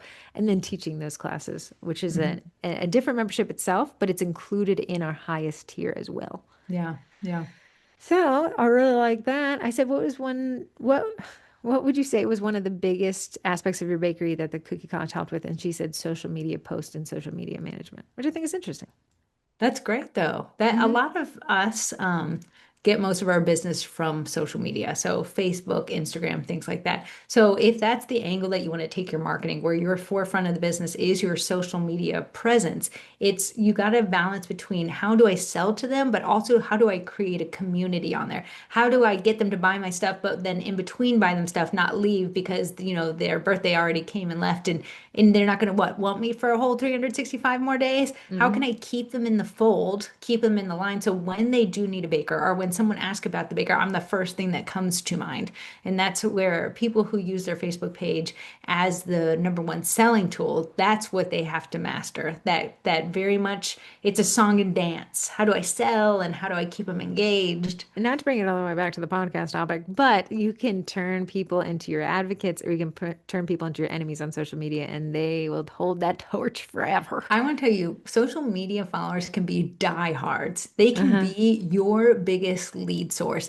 You can have people recommend you to you who never have bought from you, met you in real life, and only follow you on social media. They're your ride or dies. It's Ride or crazy. dies. And Corey has a couple of those, and she honestly waters them a lot because she said, this person brings me so many more leads than they cost me in this free stuff that I give Yeah. them. And by all means, I agree. I'm going to pull up my other email and we're going to go to the STL Me About It, sponsored by Cookie Design Lab, which, if you are in our digital downloads membership, I use that software to create the free STL cutter file. And it is just a neat, and the Cookie College is actually talking about it. We have a no sales rule in all the groups, so Cookie Design Lab can't really sell themselves, but everyone was saying really good things about how easy it was to use. Yeah. Heather just gave me a cutter the other day, and it was nice because it said it had DD for digital downloads. And then it said ghost. So I know when I see that cookie cutter and I'm looking for how do I design its face again, it's with the digital downloads and its shape is a ghost. So I it can know. go in my Halloween box. Yeah, I love a naming convention. Okay, we have four texting questions. If you want to text in to be entered to win a month of Cookie Design Lab, you can text in 571-556-5644. Or if you're on like Spotify, you can click the text in a question button. Hmm. That said, one of these four people, and if also I had to tell everybody, that one texter inner that had been asking us Yes. questions but never won. She actually did win 2 weeks ago because she texted in twice. So we had read her questions, but she also had won that one. So Thank now you can all say, goodness. We can "Goodness, sleep girls!" I tonight. was like, so she texted in. She's like, "I just want to let you know that was me," and I won. So that was great. So we have Good. four texts to choose from. Number four. 1, 2, 3, 4. I'll never choose number one. Oh, wait, How wait. Number one. You say I never choose number one. Number one, could you pretty please STL us about how Mr. Munch is doing? We'd love to hear our favorite mascot has been up to lately. Sincerely, the podcast Cat Appreciation Society. That's Hilarious. hilarious. Unfortunately, maybe are our animals a product of their parents, the parenting? Is my son Munch, the cat? If you guys don't know, Munch is a cat. They're called Munchkin cats, and I just named him Munch because he kind of acted like that. But they just have short front legs, but everything else is normally shaped on them. So it's kind of it's not like a defect or anything. They live happy long lives. His parents are 18. He suffers from being the most annoying cat on the planet, though. He meows a lot. He's very vocal, and sometimes my sisters say he's just meowing to hear himself. He's not necessarily Heather, he froze. meowing. Oh yeah, we froze. It's just when there's a lag on either of our connections, it's gonna freeze. But the audio should continue, hopefully. Okay. Mr. Munch is doing great. Corey saw him this morning. I was actually watching them. I have these cameras around the house. And I like to watch people. You were watching me. And I could see him. He was meowing at her. And I said, give that man a treat. I did. But he meowed incessantly to get attention. So I was talking to my grandmother about how are you doing? Blah, blah, blah, blah, blah, blah. And he's like, meow, meow, meow, We meow, meow. believe that Munch can't tell me and Corey apart. So when he sees me, he's like, that's my What mom. was so funny was when I walked in, he was scared because someone was walking into the house. So he went to caboodle away, but right before he turned the corner, he stopped and his whole little munchkin body squished because he wanted to see me. So he's like this, and he saw me and he was like, oh, I think I know that lady. Meow, Yeah. meow, meow, meow, meow. Would you get a Munch yourself? I am now a catless home. I would in a different life. I don't think I will ever be prepared for another cat, but he is fun. He is very annoying though. Very high maintenance, a high maintenance boy. Yeah. But someone called him a scaredy cat the other day. And I think he just, I do. Sometimes you see that the people are like, my dog only likes women. I feel like my cat only likes women and hates men. I think because Takes you're after me. so Just kidding. short, unfortunately, because he can't jump like other regular cats, he can't get away from things. So he has to always be scared that he could be stepped on because he's literally at foot length. He is. So he's always scurrying around and he likes to run and play, but a blast of a pet. Actually, another texting question. Okay, so I'm so sorry. Miss Munchkin Cat Appreciation Society, email me at heathersugarcookiemarketing.com and I'll set you up with the Cookie Design Lab, a really fun uh, little software. I forgot how to give the other winners one away because that she had nominated someone else because she doesn't make her own cutters. But if My you were one thinking, feedback for you, just real quick, every time you put your hand in front of the camera, it's thinking about focusing on your hand and then on ah, you. So stop talking with your hands. ah, that is a hard thing to do, Barty. Hands down by my side, like my mom said. We had to add a Vendy Blendy segment, which is the next text in question. Not a winner, but first in my heart. How can I encourage baker friends who do not have a business to join the Vendy Blendy for deals? That's a good one. So You if you don't guys need to don't, be a business. You don't need to be a business. This is literally baking supplies. So if you bake and you like supplies while you're baking, this is the place for you. It's not business driven, I promise. I would tell them if you're talking like friends or family who like to make cookies, I'd be like, hey, there's a spreadsheet. I would just send them the spreadsheet, and you'll have the spreadsheet when you join that marketing or the Vendy Blendy group that day. Trying to explain to somebody, and they're in 24 hours, and then it's deleted, and there's these kooky twins, and then they post things, and there's door prizes. That, unless you say, I want your help to win the door prizes, I think it's a little overwhelming to pitch somebody who isn't a marketing bakery selling stuff. Yes. I think, hey guys, here's the list. This list is active for 24 hours. There's a bunch of discount codes. I think it'd be good if you wanted to stock up on some supplies. Here's the shops I'd recommend shopping with. Yeah. If I hear that there's a discount code, I'm going to check it out. I want to see what's on sale. Yes. Yes. But to give you guys a recap for the Vendy Blendy, Corey and I said this week starts the beginning of the Blendy spam. We have 39 returning Vendys. I'll be opening it this week to new vendors or new shops or shops that haven't done the Vendy Blendy before. And then we have over 1,600 people pending, which is right on target for the goal. And now we're going to gear in. Please, the roller coaster is about to take. You know what's so funny? Every time I hold my thumb up, like a thumbs up, it's trying Zoom, is trying to tell me, do you want to react with a thumb up? That's so funny. I heard Yeah. that people do that, and That's it's so not showing on my funny. end, It's not. I but didn't also send it to you, so you don't what get if I one. do a thumb down? Is it offering you one? It's not Zoom offering is. me either or. Let me react. I'm gonna give you a thumbs up. Did you see the thumb? Oh yeah, you're floating. You're floating up the screen Ah, and look, it's with telling the on me that, oh, she did that. positive Yeah, thumbs up. one. Yeah, it's the first one you're gonna get. It's your last one you're gonna get. So yeah, the Vendy Blendy is a 1 day sale. It costs nothing to join. It actually costs the shops to pay to sell to you at a discount for 24 hours. It is a blast. If people have done it last year, they always say I'm back this year. I had no idea how much fun it would be to spend Yeah. money. Yeah. A So blast. A blast. you can check out more about that going to sugarcookiemarketing.com/Vendy Blendy. I have a countdown there and everything. I just took off my shoes. I wonder if you can hear that in the feedback. No, Zoom does a pretty good job of removing external audio.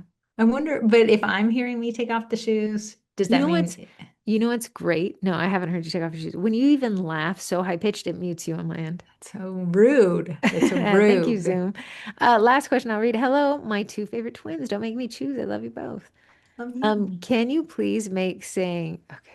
Can you please make saying cute Al Magootal a requirement for every podcast? Cute magoodle. I think you said one. She's a Cute. cute Magoodle. P.S. I hope this VIP question wins me an awesome prize. Not this time. That's hilarious, though. You cute Magoodle, you.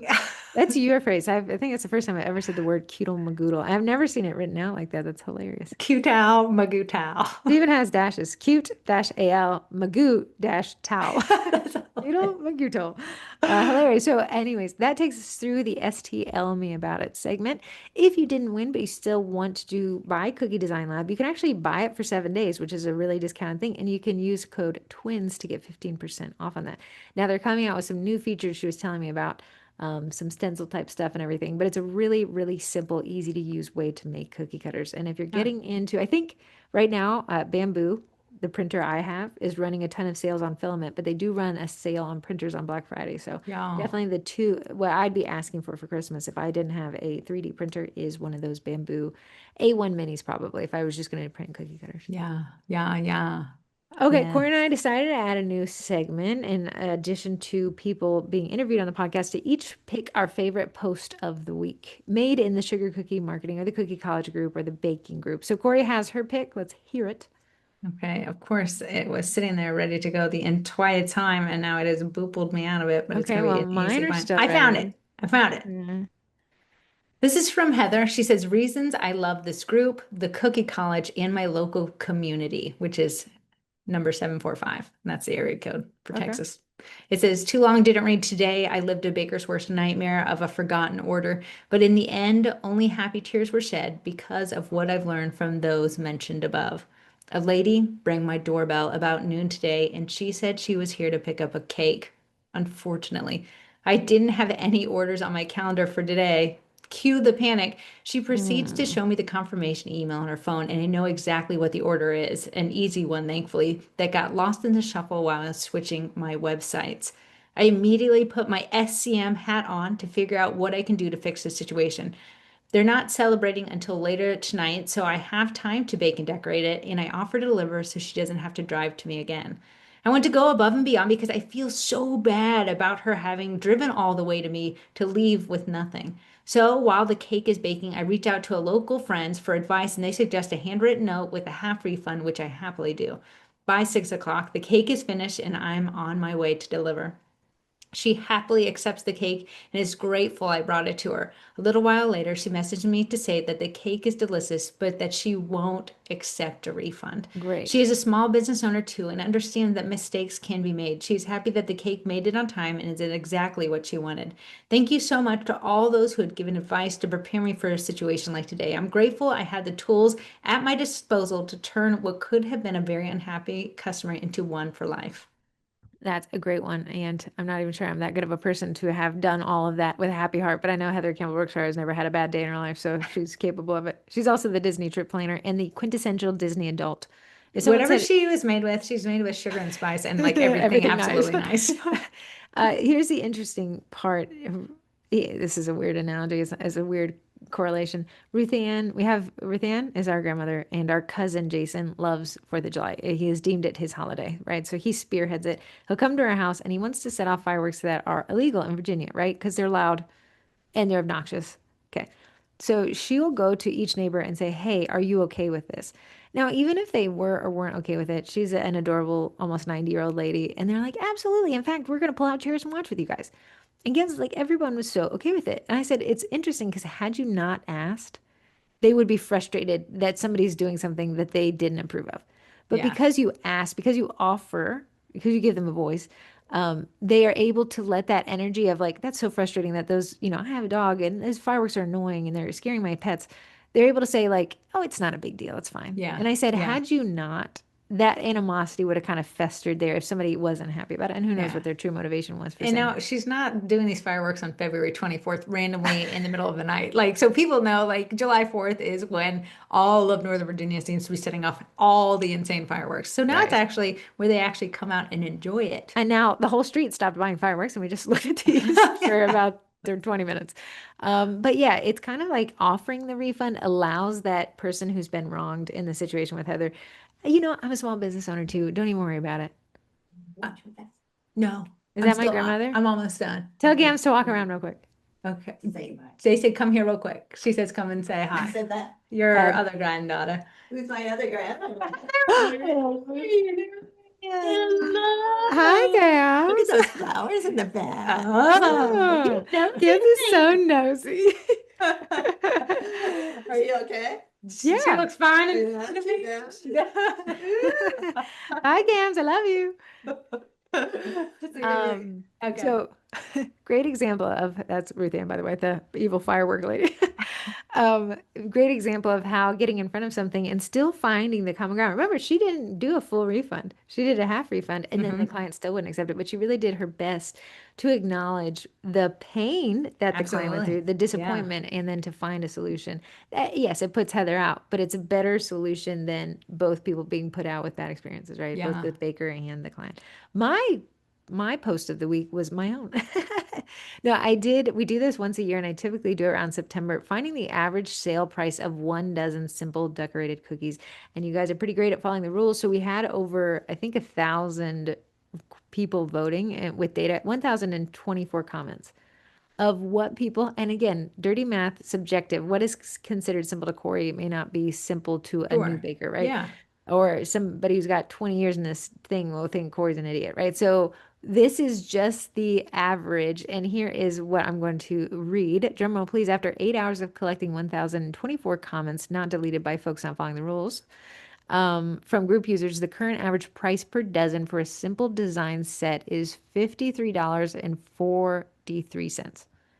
Okay, so some additional data that people like to read. The average of all of that was $53.43, but the median was $57.50, and the mode was $60, right? So the minimum that somebody had charged in this was $24, and the Yeah. maximum somebody charged for a simple dozen was 100. So again, that shows you that this data is all over the map. We have people Mhm. from really high cost of living areas like Southern California, and the people from rural America who are lower cost of living areas.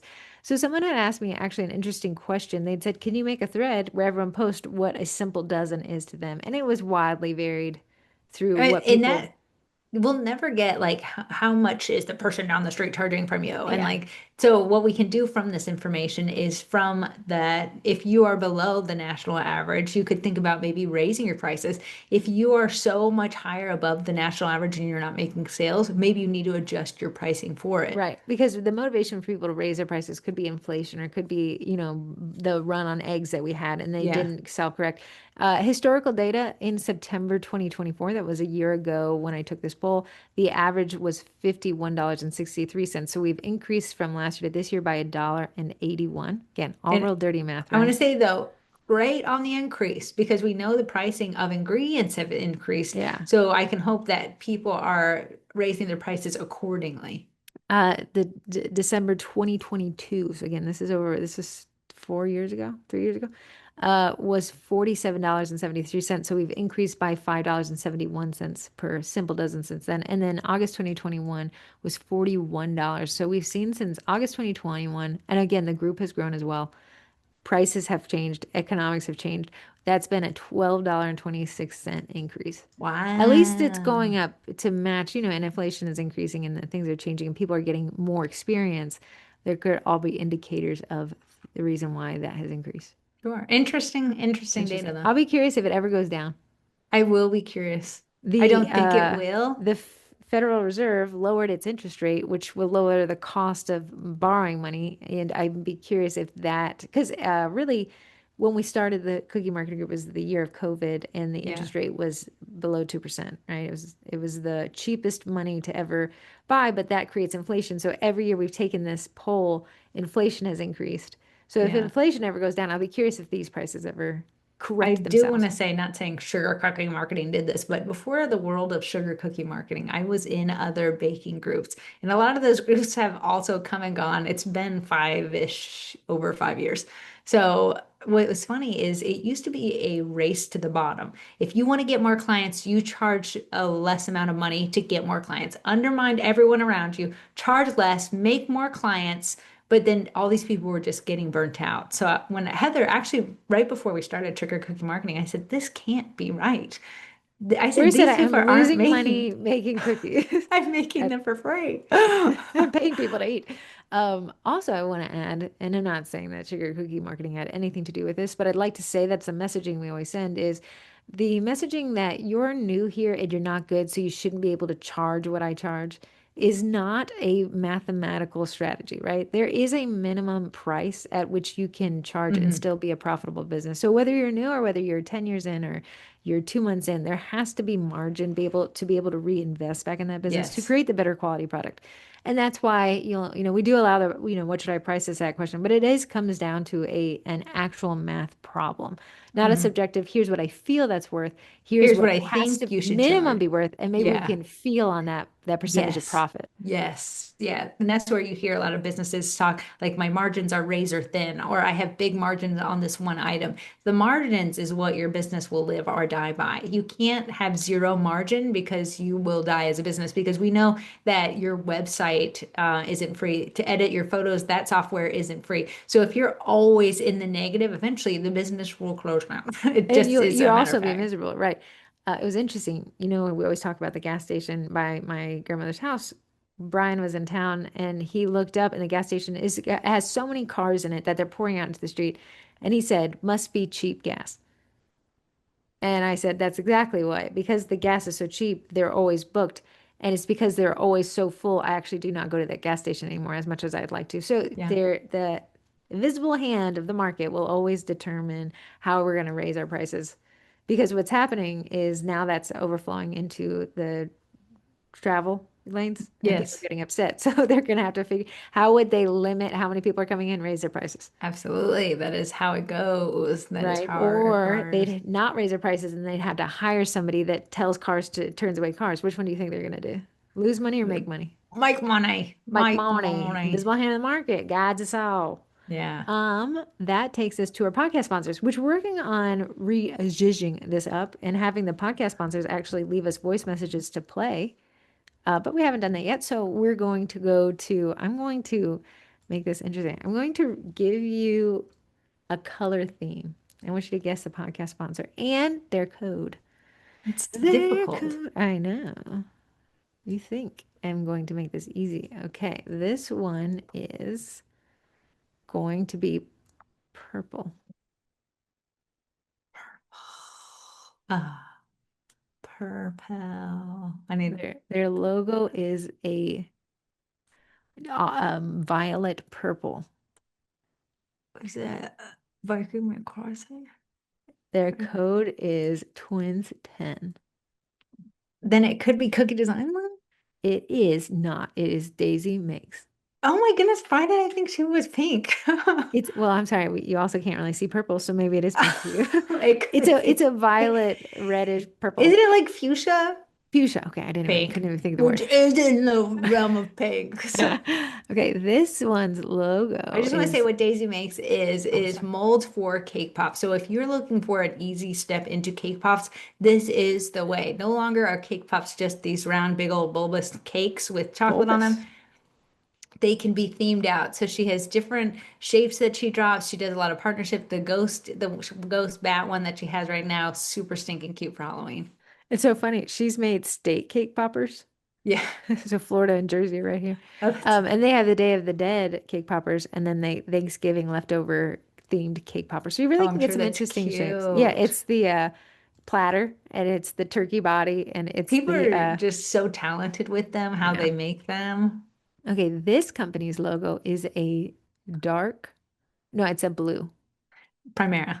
Primera Technology. They don't have a discount code, but they do have an event coming up. So Primera is the Eddie printer and the Freddie frosting printer. kind of. Would you call Yes. that frosting flutter? It's a direct-to-food printer, the Eddie one. Corey loves it, swears by it, and we don't have a Freddy yet, but it's pretty cool. I've seen some members of the Cookie College have it, and it will. You just leave your cookie on this tray, and the whole machine will flood the cookie, and then you essentially could transport that to your Eddie tray, and Eddie would print the I cookie. know, it'd be crazy. If you Very want to neat. see them in action, they have a meetup that's going down in Orlando in January. January, and I think they still have tickets available, and I think they even have vendor spots available. So go to primera.com to look for that or join their Facebook group. Okay, this one is interesting because I don't believe you ever looked up their website because they even though they've given you a free yearly membership, you're so I just difficult. know because I haven't set up my 3D printer yet. It's Cookie Design Cookie Lab. Design Lab, and that's what is a sponsor for the STL Me About It segment. So you can use code twins to save 15% on that. And I do really like that they have that weekly offer. If you're not big into printing cutters, but you do want to do it every here and there, that's probably a great option. Yeah. Okay, this one, their logo is another, there's a lot of purples here. This is a purple logo. The code that they offer is favorite twin.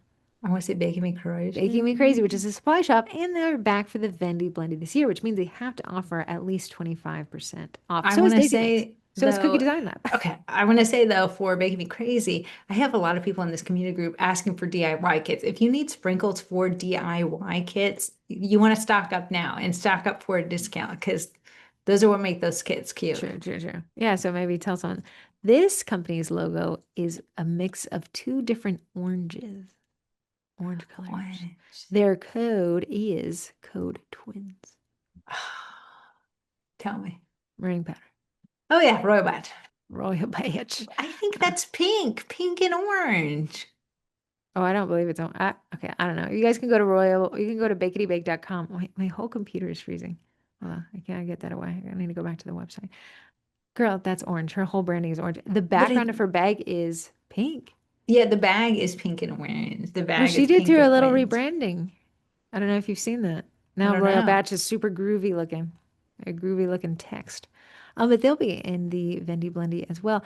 Last but never least is Bosch. They're not technically a sponsor, but they're running a sale right now. And if you use code Sugar Cookies at checkout, they'll give you $20 off, $100 off sale for their Yeah. Bosch mixers, and then it gives us $20 off, which we use to run the ads for the Vendy Blendy. So you win and we win, and that's the only reason why I say that. Oh, I'm sorry. Royal Batch used to be pink, the bag, and now it's orange. She's changed the Okay, text on then it. that would be why. Because I do have a I'll let you pink. slide on that one. Thank y'all. Now last up, Twinterest. Twinters, do you have a 20 tourist? Yes, Okay, go Dyson. ahead. So my grandmother has one of those Dyson stick vacuums, which you always say those stick vacuums, they're never great. They lose suction. You know, the goat vacuum is always the I want to say the stick vacuum is great for hardwood floors. yes. Yeah, not necessarily deep carpets. Deep carpet, high pile carpet, or whatever. But she got one of those Dyson vacuums a couple years ago, and it doesn't matter how clean. Ruth Ann is one clean little lady. It doesn't matter how clean you are, that Dyson will suck, it will find the dust and it will Yeah, suction it. And I'm impressed by it. I know Shark has some other options, and Dyson is really expensive, in my opinion, for a vacuum. But I said, I will figure out a way to save my red cents to buy a Dyson vacuum, just how yeah, impressed it was. So I bought one the other day for myself, and wow. I mean, you just think you're a clean person, and then you vacuum, and you're like, what barbarian lives here? Because I didn't think it was me. So wildly impressed with this one. So now Dyson has one that has a wider head for carpets to cover more hmm surface area so you don't have to do so many back and forths. yeah. And then it also tells you this one had the HEPA filter, which if you have allergies, you're big into air filters and air purifiers. This one is the one that sucks the dust out of the air. Yeah. Saying that's why I have an air purifier. Mine, even though I did talk the majority of the podcast as far as hunters go, I have had started a list, fall things to do to feel I fall. saw that list today. Yeah, so I just want to go over the things on the list. I'm going to go over the things that I've done I'm so sorry, far. Corey thrives in the last 3 months of the year. I do. And I said, you know what? It always escapes me. The fall season escapes, and I Mhm. can't let it escape through my little fingers this time. I don't think I you have. must enjoy fall. Okay. So, burn fall candles. Me and Heather stocked up on fall candles this year, been burning the poo-poo out of them. Just been burning candles right and left. Even yesterday, I didn't light a candle. My husband says, it's been 9 hours and a candle has not been lit. And I said, you're Listen, right. candles, and I hate the soot that they create, but they really add an ambiance They do. They and a do. smell, sets a stage. Decorate for Halloween. I do this every year. Do do. Another poo joke. Uh, but did you decorate for Halloween? I decorate Oh, inside inside, now. inside, Yeah, inside. so I can truly enjoy it. Everyone Okay. else can go enjoy their own Halloween decorations. Watched Sabrina the Teenage Witch. This is more of my Good. Halloween, a This is a good throwback. one. Yeah, a throwback. Watch Gilmore Girls. This is more fall. And Thank you for. honestly, this is my first watch through Gilmore Girls, and at 36, that must be a crime against humanity because Did people you have do you already like watched it. it? I really do like it. Really do like it. Wow, wow. Paint your own pottery, fall Did themed. you get them? Not yet, but I will. It's closed yesterday. They're closed on Mondays. Oh, I forgot. All of Occoquan closes on Yeah. Mondays. And it was only open 12 to 4 on Sunday, and I didn't get there in time. Okay, so we did do paint your own pottery. Me and Blast. Heather did, and we and her made little tiny pumpkins. Fall walks. I've walked the fall, and now I have to walk now. Now the trees are changing. But what's the weather? Because I feel like it's been real hot. It's been really, really rainy. Okay, Really the next rainy. weather, sorry, today 71, 74, 67, 66. 66 degrees on Friday. Yeah. Sorry. Deed says, thanks for the donuts. Oh, very nice. I bought donuts this morning. Okay, fall walks is done. And I went to the pumpkin patch. Me and Arch did one Saturday on Sunday. It was a blast. How much did you spend on pumps? We spent $32 and they were 79 cents a pound. So you do the math. There were a lot of Well, pumpkins coming I home. actually saw your video. He got one of those ones with the warts on it, which I love. That's my I favorite type of did. pump. I almost think it might be a gourd. I think it was a Gordy pump. I think they had Yeah. like cross-pollination. We're gonna carve the pumpkins next weekend. That is Just the very two. The interesting. warty pumpkin is gonna stay as You, our Thanksgiving have pumpkin. you ever carved a pumpkin before? No, You have to get whatever the tools are. I did buy the tools. Okay, I'll I'm be ready to curious. Please roll. don't lose a finger. Here's the rest of mine. Okay. Carved pumpkins. Okay, he's on the list. We haven't carved him yet, so I haven't checked him off. Candy corn cake class at Angels. I already signed up. I'm Have going you back. taken anybody with you? Because you did that last year. I was the last ticket. And when I was gonna send it to someone else, it was like, oh, maybe Jen would want to go. It was like classes sold out. So it would You just enjoy be it, Corey girl. and the candy corn cake class. Watch Ichabod Crane. Bought it Wait, I yesterday on already had it YouTube. on my list. Bought it on YouTube. You can only stream it on Disney Plus, which we don't have, or you have to buy it for $3.99 on YouTube I to will be buying it. rent. Ichabod Crane is an original Disney movie. It's in 1949. Oh, 49, no way. Yeah, that's what I Oh, Googled yesterday. Google it just to make sure. Bake pumpkin spice everything. can you bring that? How do you spell Bake pumpkins, my Ichabod? pumpkin spice everything's. I've already done a Yeah. cinnamon Oh. cookie that I found on TikTok. It was actually really good. Delectable, delectable. Uh, It's a story of Mr. Toad. The Adventures of Mr. Toad and Ichabod Crane is what it was called. wow, you're right. It came out on October 5th, 1949. It had us in a chokehold. We watched it every Halloween. The Yeah, so Headless I Horseman is the I story. Okay, did I did add that to my list it's and a good I one. It's a got good that. one. Me and Arch are gonna go see a horror movie at theaters. You guys have fun on your own. I'm not a big I horror know, girly I myself. know. I live too much in the moment. Arch said he was prepared, and I asked Nate, "Do you think he's too young for it?" And he said, "No, Which one are the you gonna nights of being see? scared, whatever's in the theater. I don't even know what's in there now." Sometimes the Alamo Draft House will play older movies. Someone said that AMC and Annandale was doing 31 Days of Halloween, and they were showing things like Hocus Pocus from back in the day.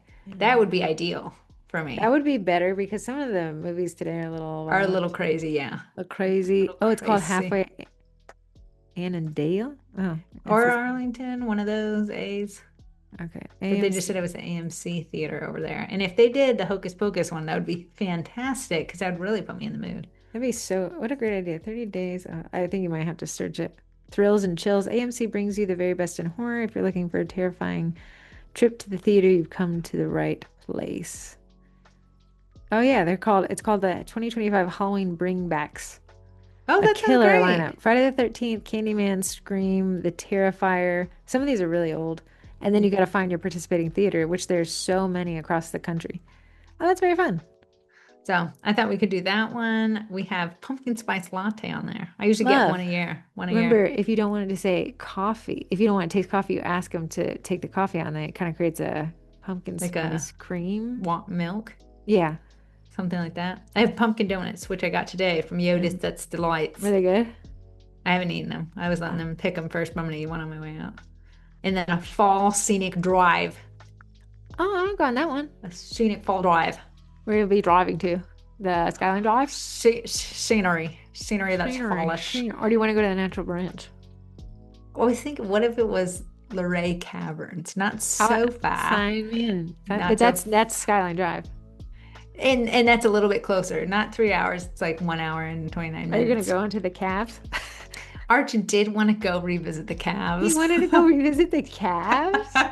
Caverns, for those uninitiated about Luray.